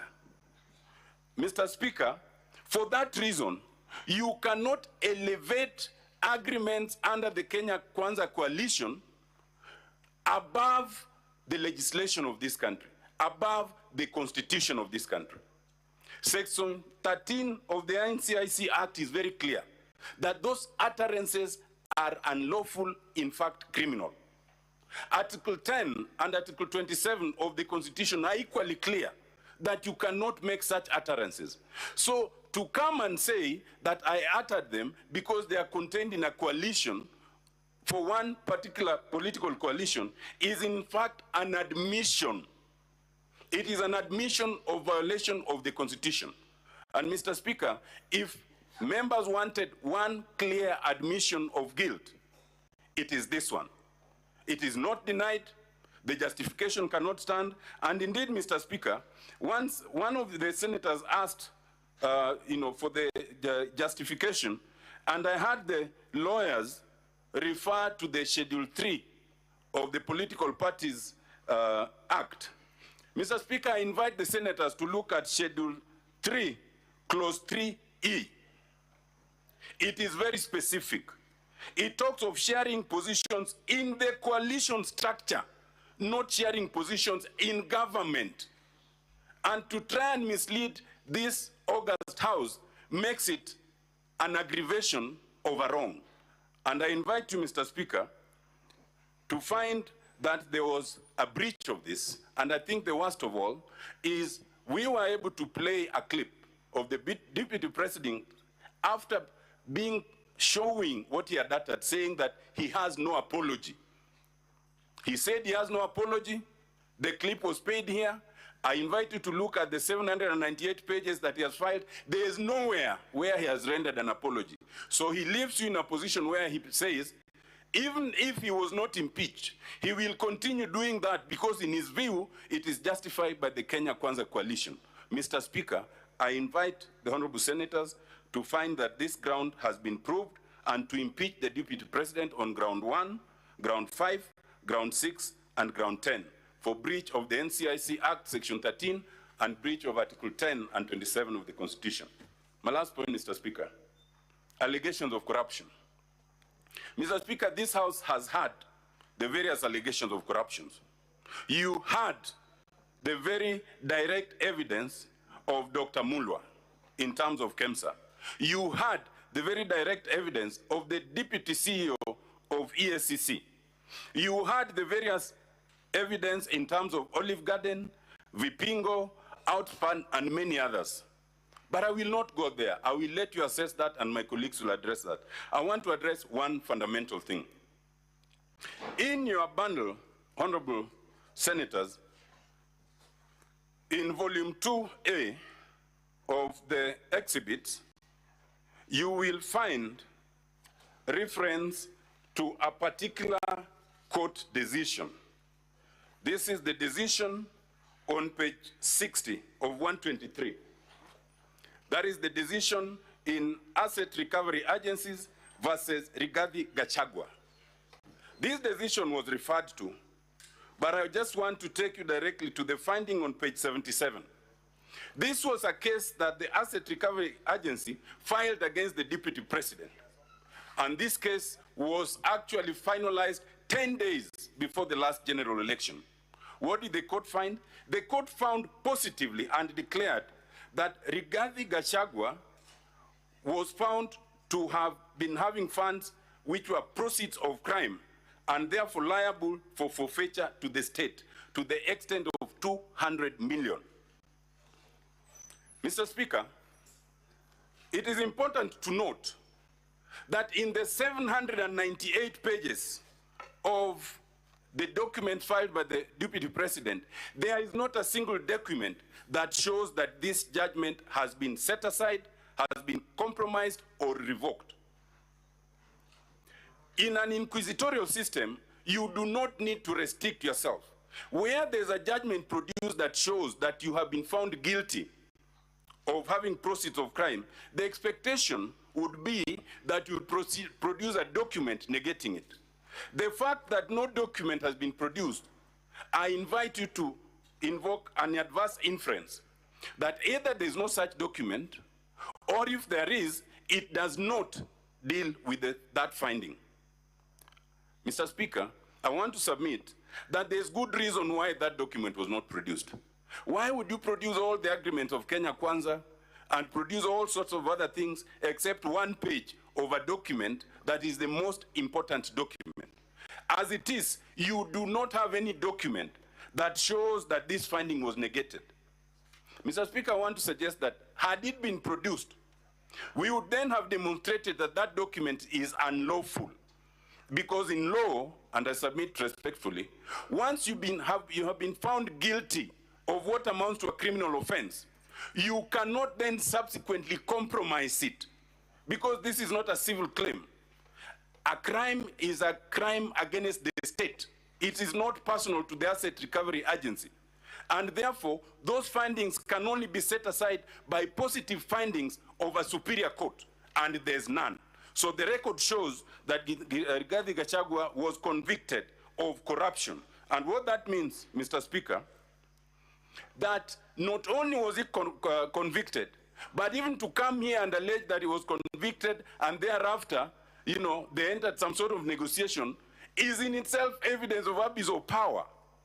Because he was convicted 10 days before election, shortly thereafter, it is alleged they compromised it in what would be an illegality. Mr. Speaker, on that account, ground 7 of the charge must succeed. Respectfully, Mr. Speaker, honorable senators, I plead with you to find the Deputy President guilty of the grounds as charged. Thank you very much. Allow me now to introduce the Honorable George Murugara to take over.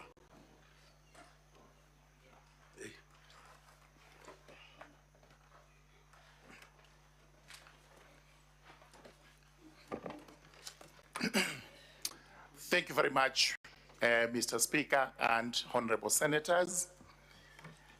My name is George Gitonga Murugara, Member of Parliament, National Assembly, and the Chairperson of Justice and Legal Affairs, and I'm here to represent the National Assembly with my colleagues. Honorable Speaker and senators, I'll deal with only one point which supports ground number 11 on the impeachment. And the ground 11 is insubordination and failure to actually act collectively with the other members of the cabinet and the presidency. There was an argument that was raised that some of the alleged misconduct on the part of the Deputy President were actually committed when he was not the Deputy President, and therefore do not apply to the proceedings before this House. Reference is made to Article 151B of the Constitution, which provides that the ground for impeachment would only be serious consideration of serious reasons to believe that an offense has been committed.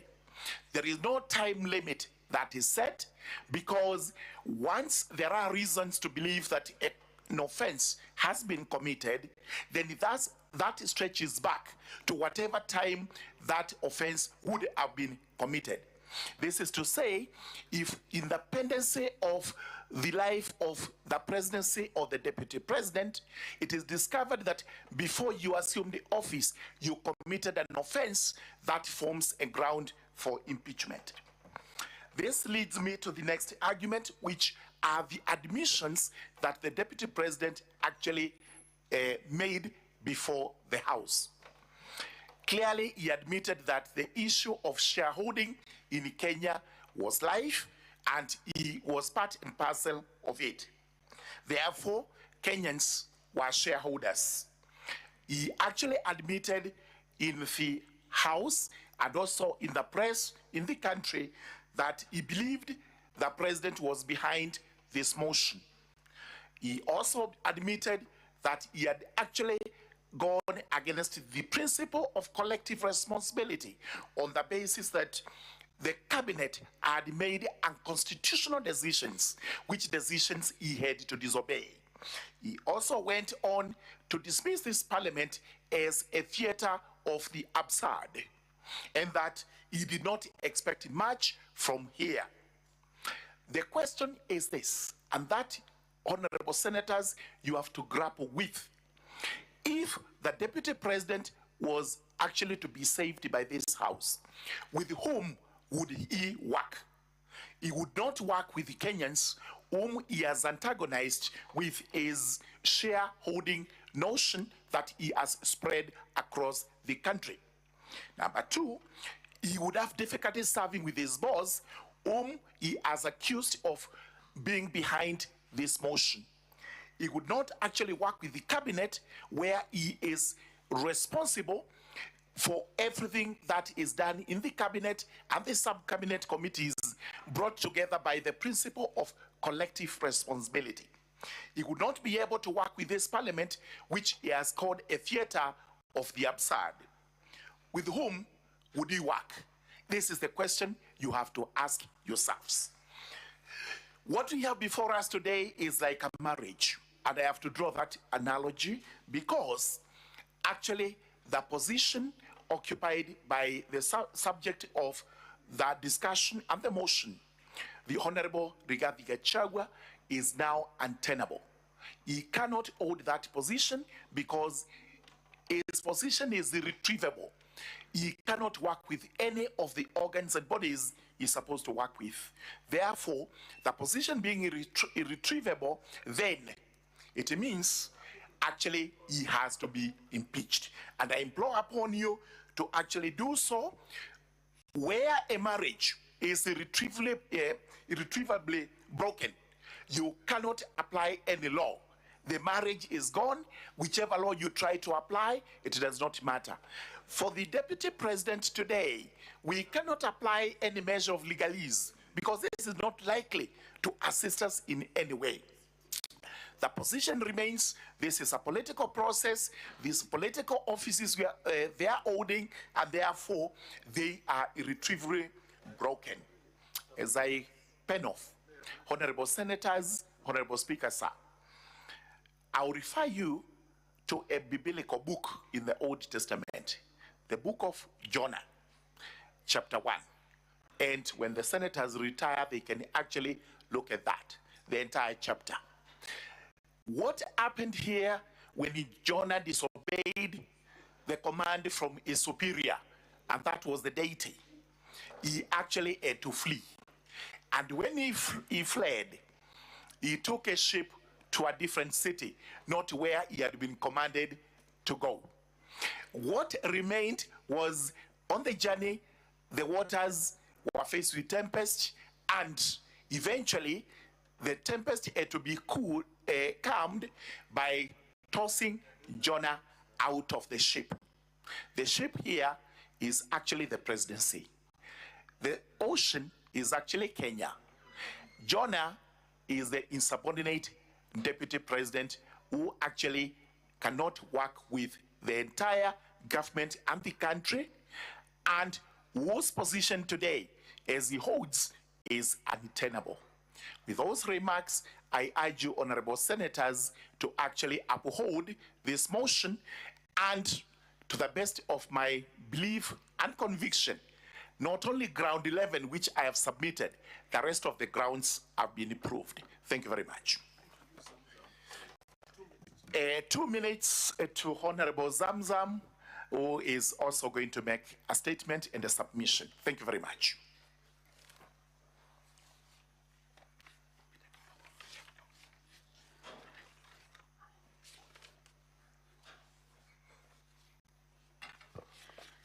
Mheshimiwa Spika, kama mwakilishi wa bunge wa eneo bunge la Mombasa na bunge la taifa la Kenya, Mheshimiwa Spika, leo nimekuja hapa kuwaletea yale mashtaka ambayo yameonekana katika bunge letu. Mheshimiwa Spika, Mheshimiwa Spika, mengi yamezungumzwa.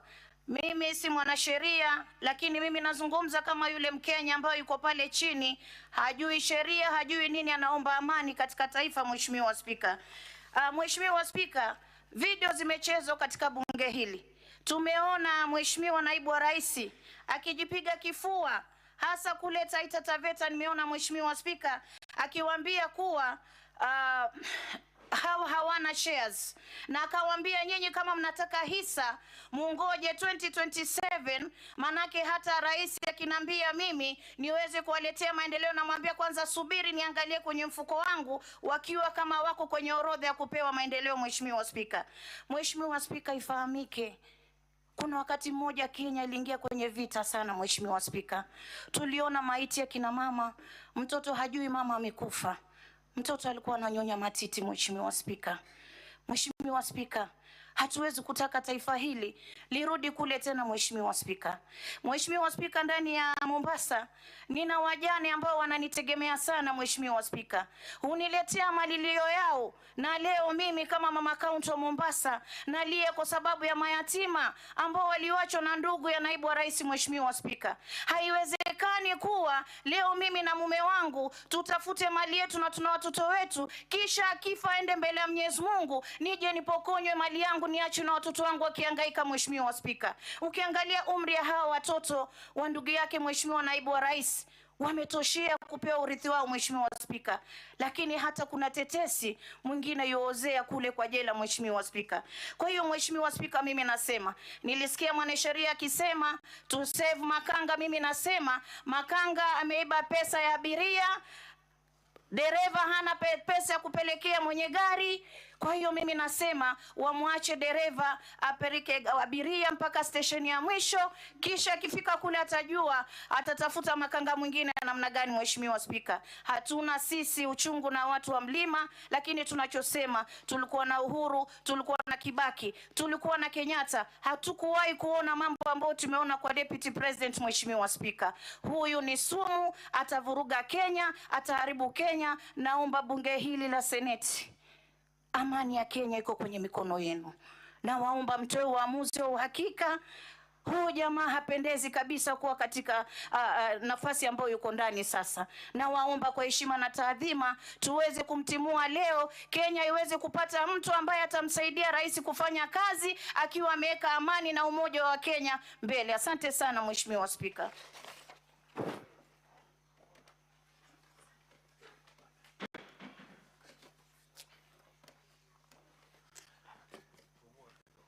Mr. Speaker, sir, very briefly, I will wrap up the submissions on the part of the National Assembly.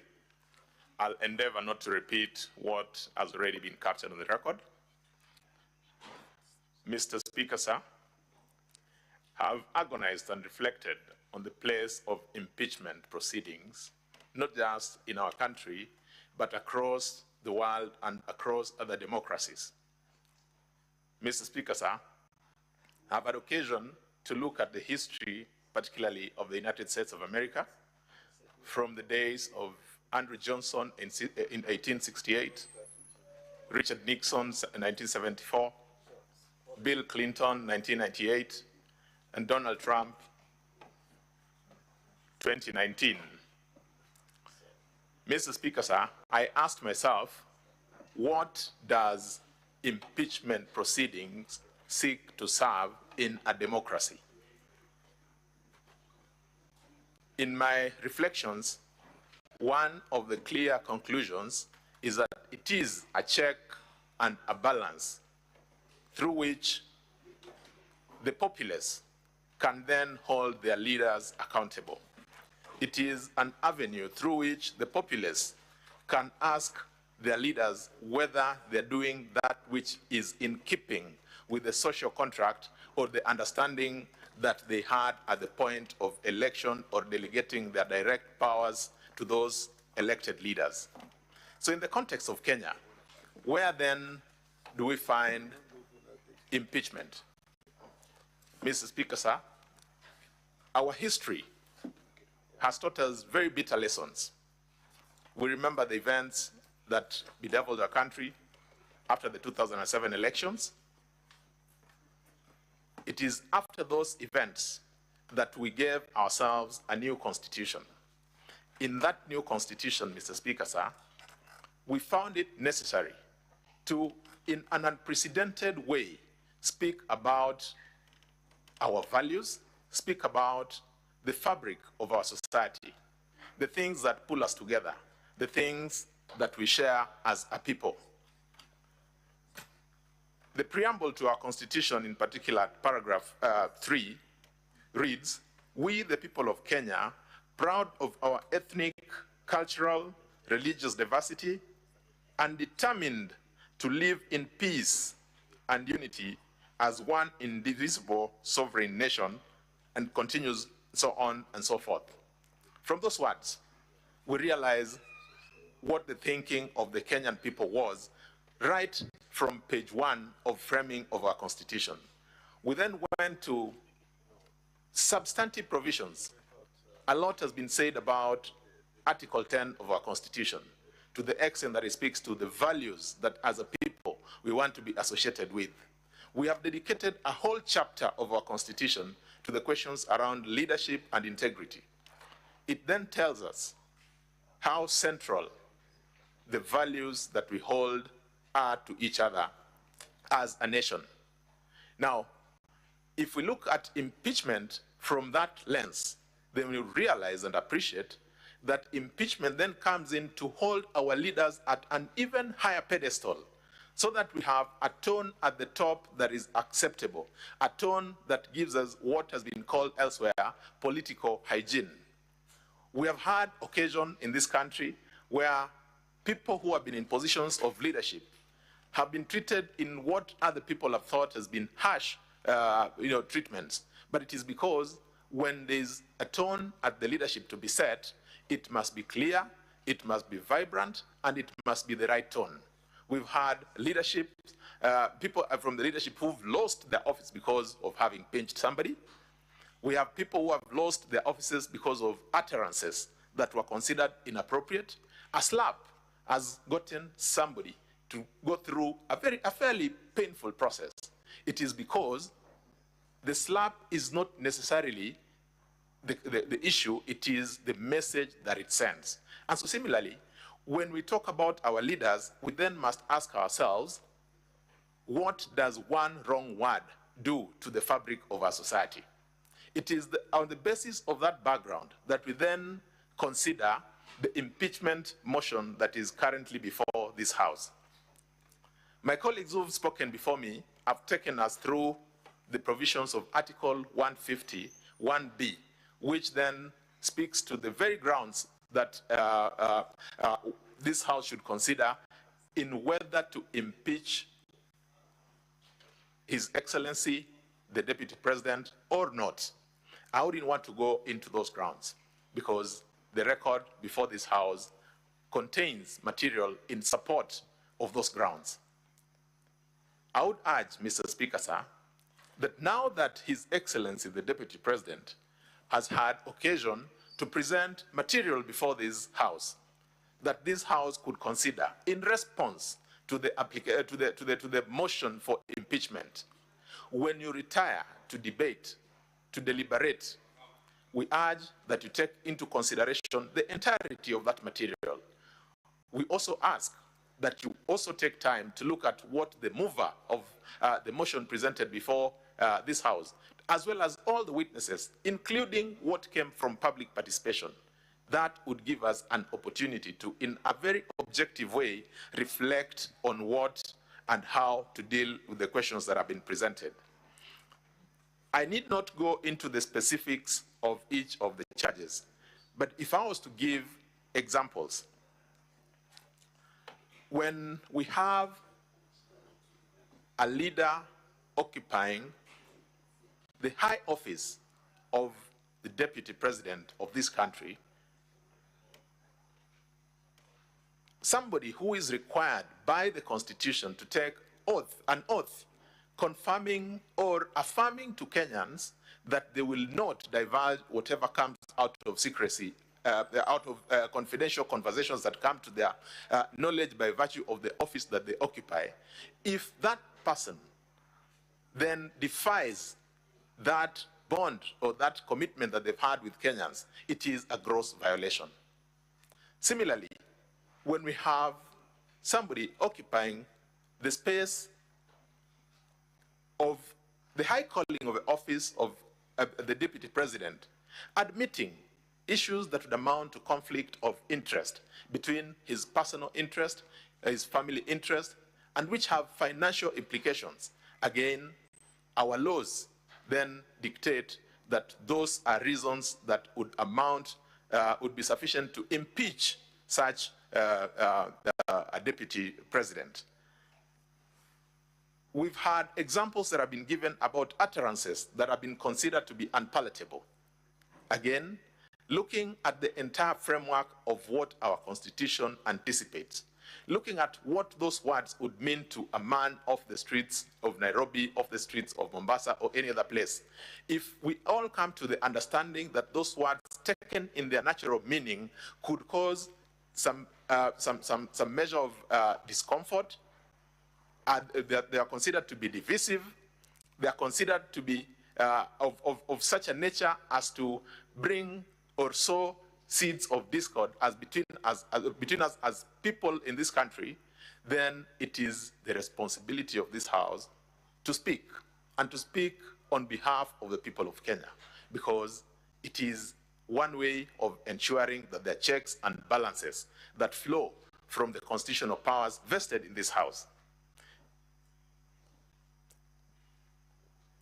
Mr. Speaker, sir, as has been demonstrated through the many tons of documents that have been availed before this House, the cross-examination that has attended to the witnesses that have been before this House, and the material that has been placed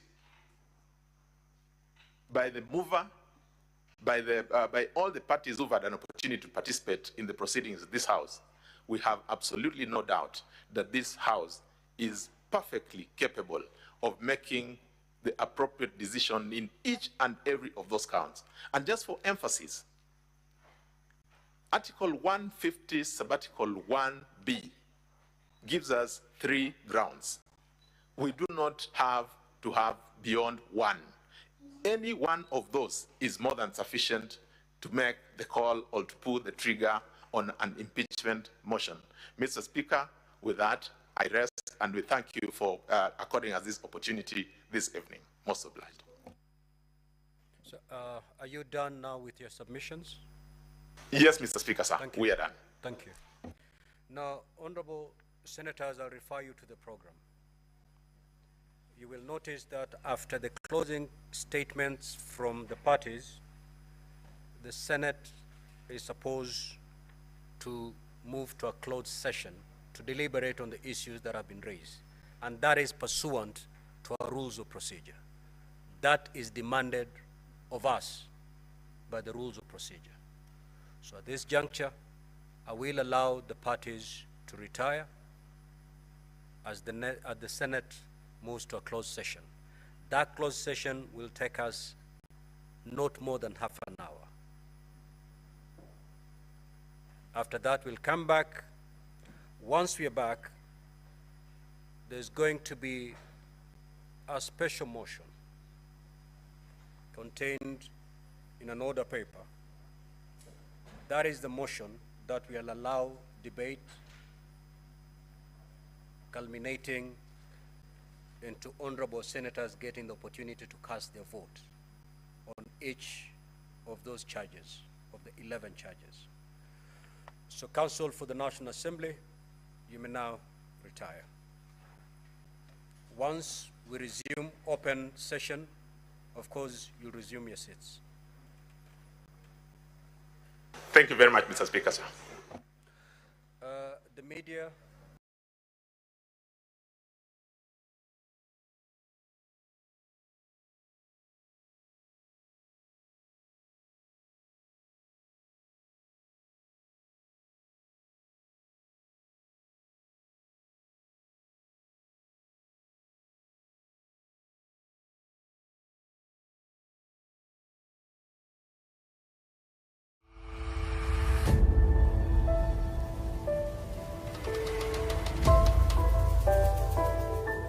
This is Clergy TV. Arise, shine.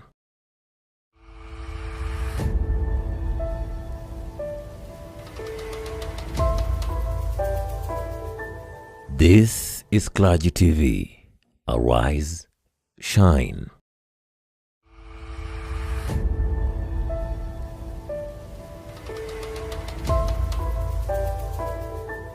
This is Clergy TV. Arise, shine.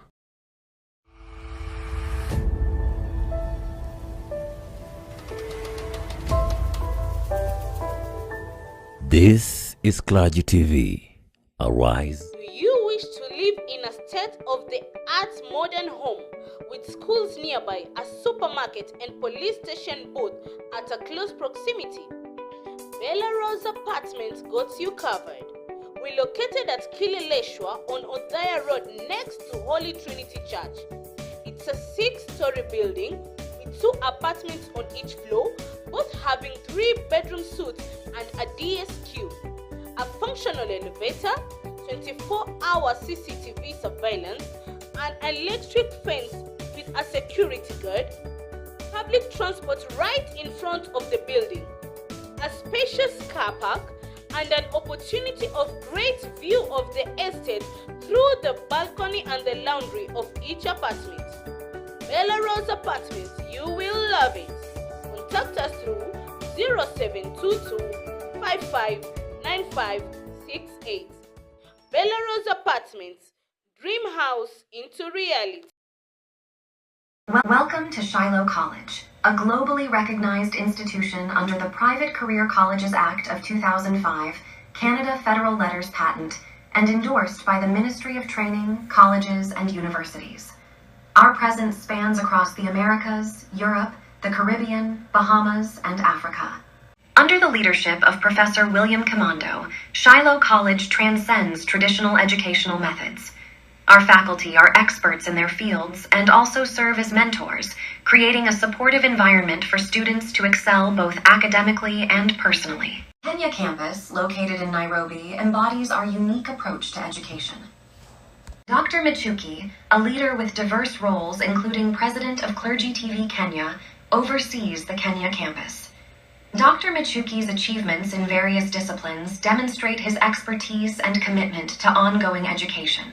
Shiloh College offers programs ranging from certificate to doctorate level, including studies in Christian counseling, Christian education, Christian chaplaincy, divinity, theology, and Christian leadership, ensuring our students are well equipped for professional success. Dive into the world of alternative dispute and AMP. Conflict Resolution with Shiloh College Canada's comprehensive 30-credit program. Designed for those aspiring to master the art of mediation, this program equips you with the skills to handle diverse conflicts and disputes effectively. Ever considered enhancing your future with higher education? Shiloh College might just be the place for you. Known for its exemplary programs and situated in a stunning campus, we aim to set you on the path to success. We believe exceptional talents like yours belong on a winning team. Don't let this opportunity slip by. Come be a part of Shiloh College where dreams meet reality. For more information, visit Shiloh College's Kenya main campus in Nairobi, Kenya, or reach out via telephone at 254-713-115-5239, 254-784-4916 or email at registrarshilohcollege.com.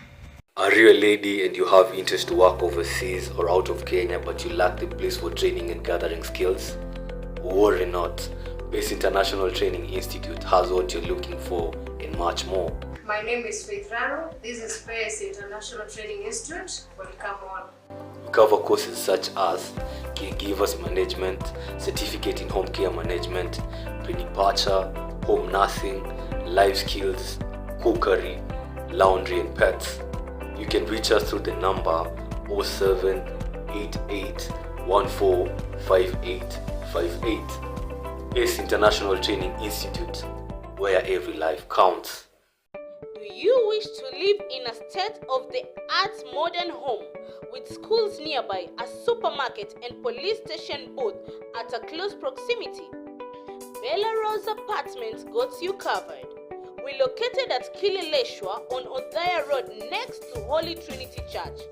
It's a 6-story building with 2 apartments on each floor, both having 3-bedroom suites and a DSQ, a functional elevator, 24-hour CCTV surveillance, an electric fence with a security guard, public transport right in front of the building, a spacious car park, and an opportunity of great view of the estate through the balcony and the laundry of each apartment.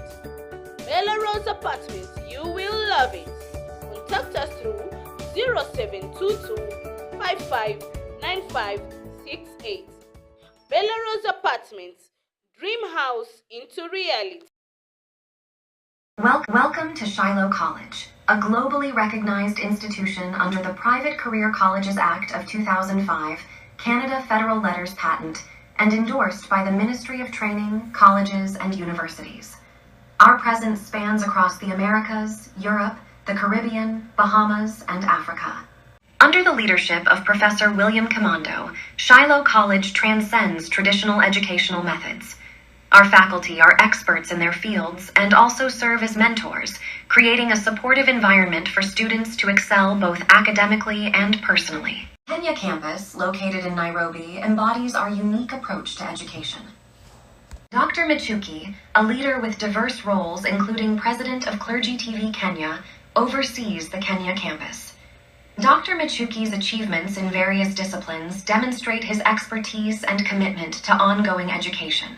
Shiloh College offers programs ranging from certificate to doctorate level, including studies in Christian counseling, Christian education, Christian chaplaincy, divinity, theology, and Christian leadership, ensuring our students are well equipped for professional success.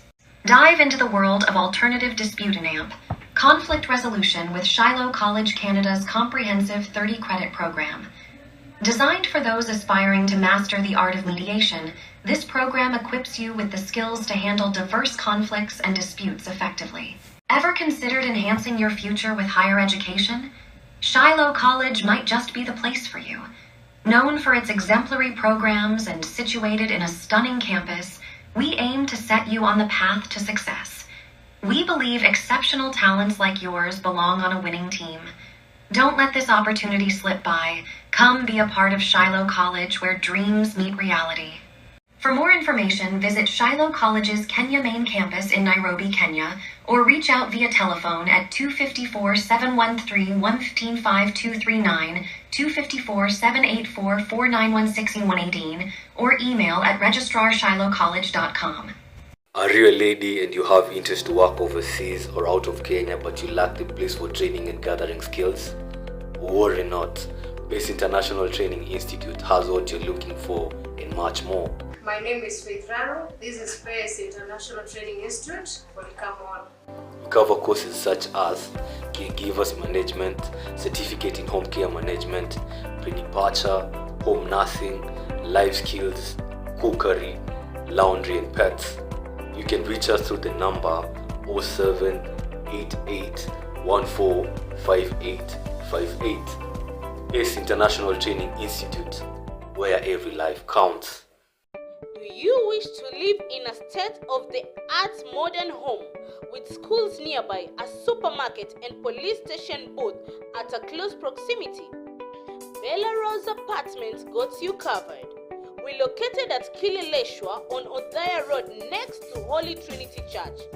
It's a 6-story building with 2 apartments on each floor, both having 3-bedroom suites and a DSQ, a functional elevator, 24-hour CCTV surveillance, an electric fence with a security guard, public transport right in front of the building, a spacious car park, and an opportunity of great view of the estate through the balcony and the laundry of each apartment. Bella Rose Apartments, you will love it. Contact us through 0722 559568. Bella Rose Apartments, dream house into reality.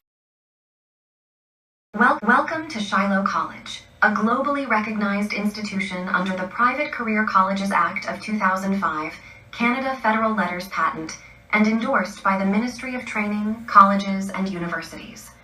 Our presence spans across the Americas, Europe, the Caribbean, Bahamas, and Africa. Under the leadership of Professor William Commando, Shiloh College transcends traditional educational methods. Our faculty are experts in their fields and also serve as mentors, creating a supportive environment for students to excel both academically and personally. Kenya campus, located in Nairobi, embodies our unique approach to education. Dr. Michuki, a leader with diverse roles including President of Clergy TV Kenya, oversees the Kenya campus. Dr. Michuki's achievements in various disciplines demonstrate his expertise and commitment to ongoing education. Shiloh College offers programs ranging from certificate to doctorate level, including studies in Christian counseling, Christian education, Christian chaplaincy, divinity, theology, and Christian leadership, ensuring our students are well equipped for professional success. Dive into the world of alternative dispute and conflict resolution with Shiloh College Canada's comprehensive 30-credit program. Designed for those aspiring to master the art of mediation, this program equips you with the skills to handle diverse conflicts and disputes effectively. Ever considered enhancing your future with higher education? Shiloh College might just be the place for you. Known for its exemplary programs and situated in a stunning campus, we aim to set you on the path to success.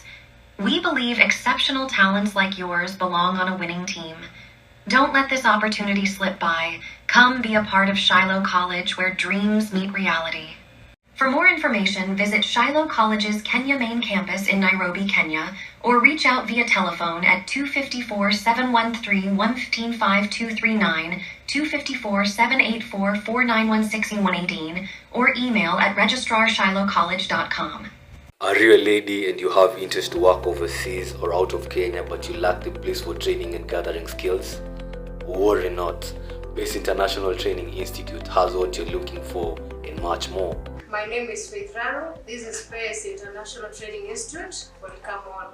We cover courses such as caregivers management, certificate in home care management, pre-departure, home nursing, life skills, cookery, laundry and pets.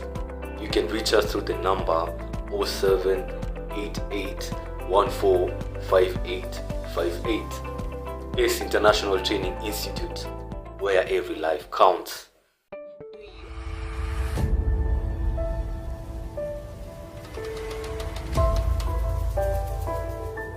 This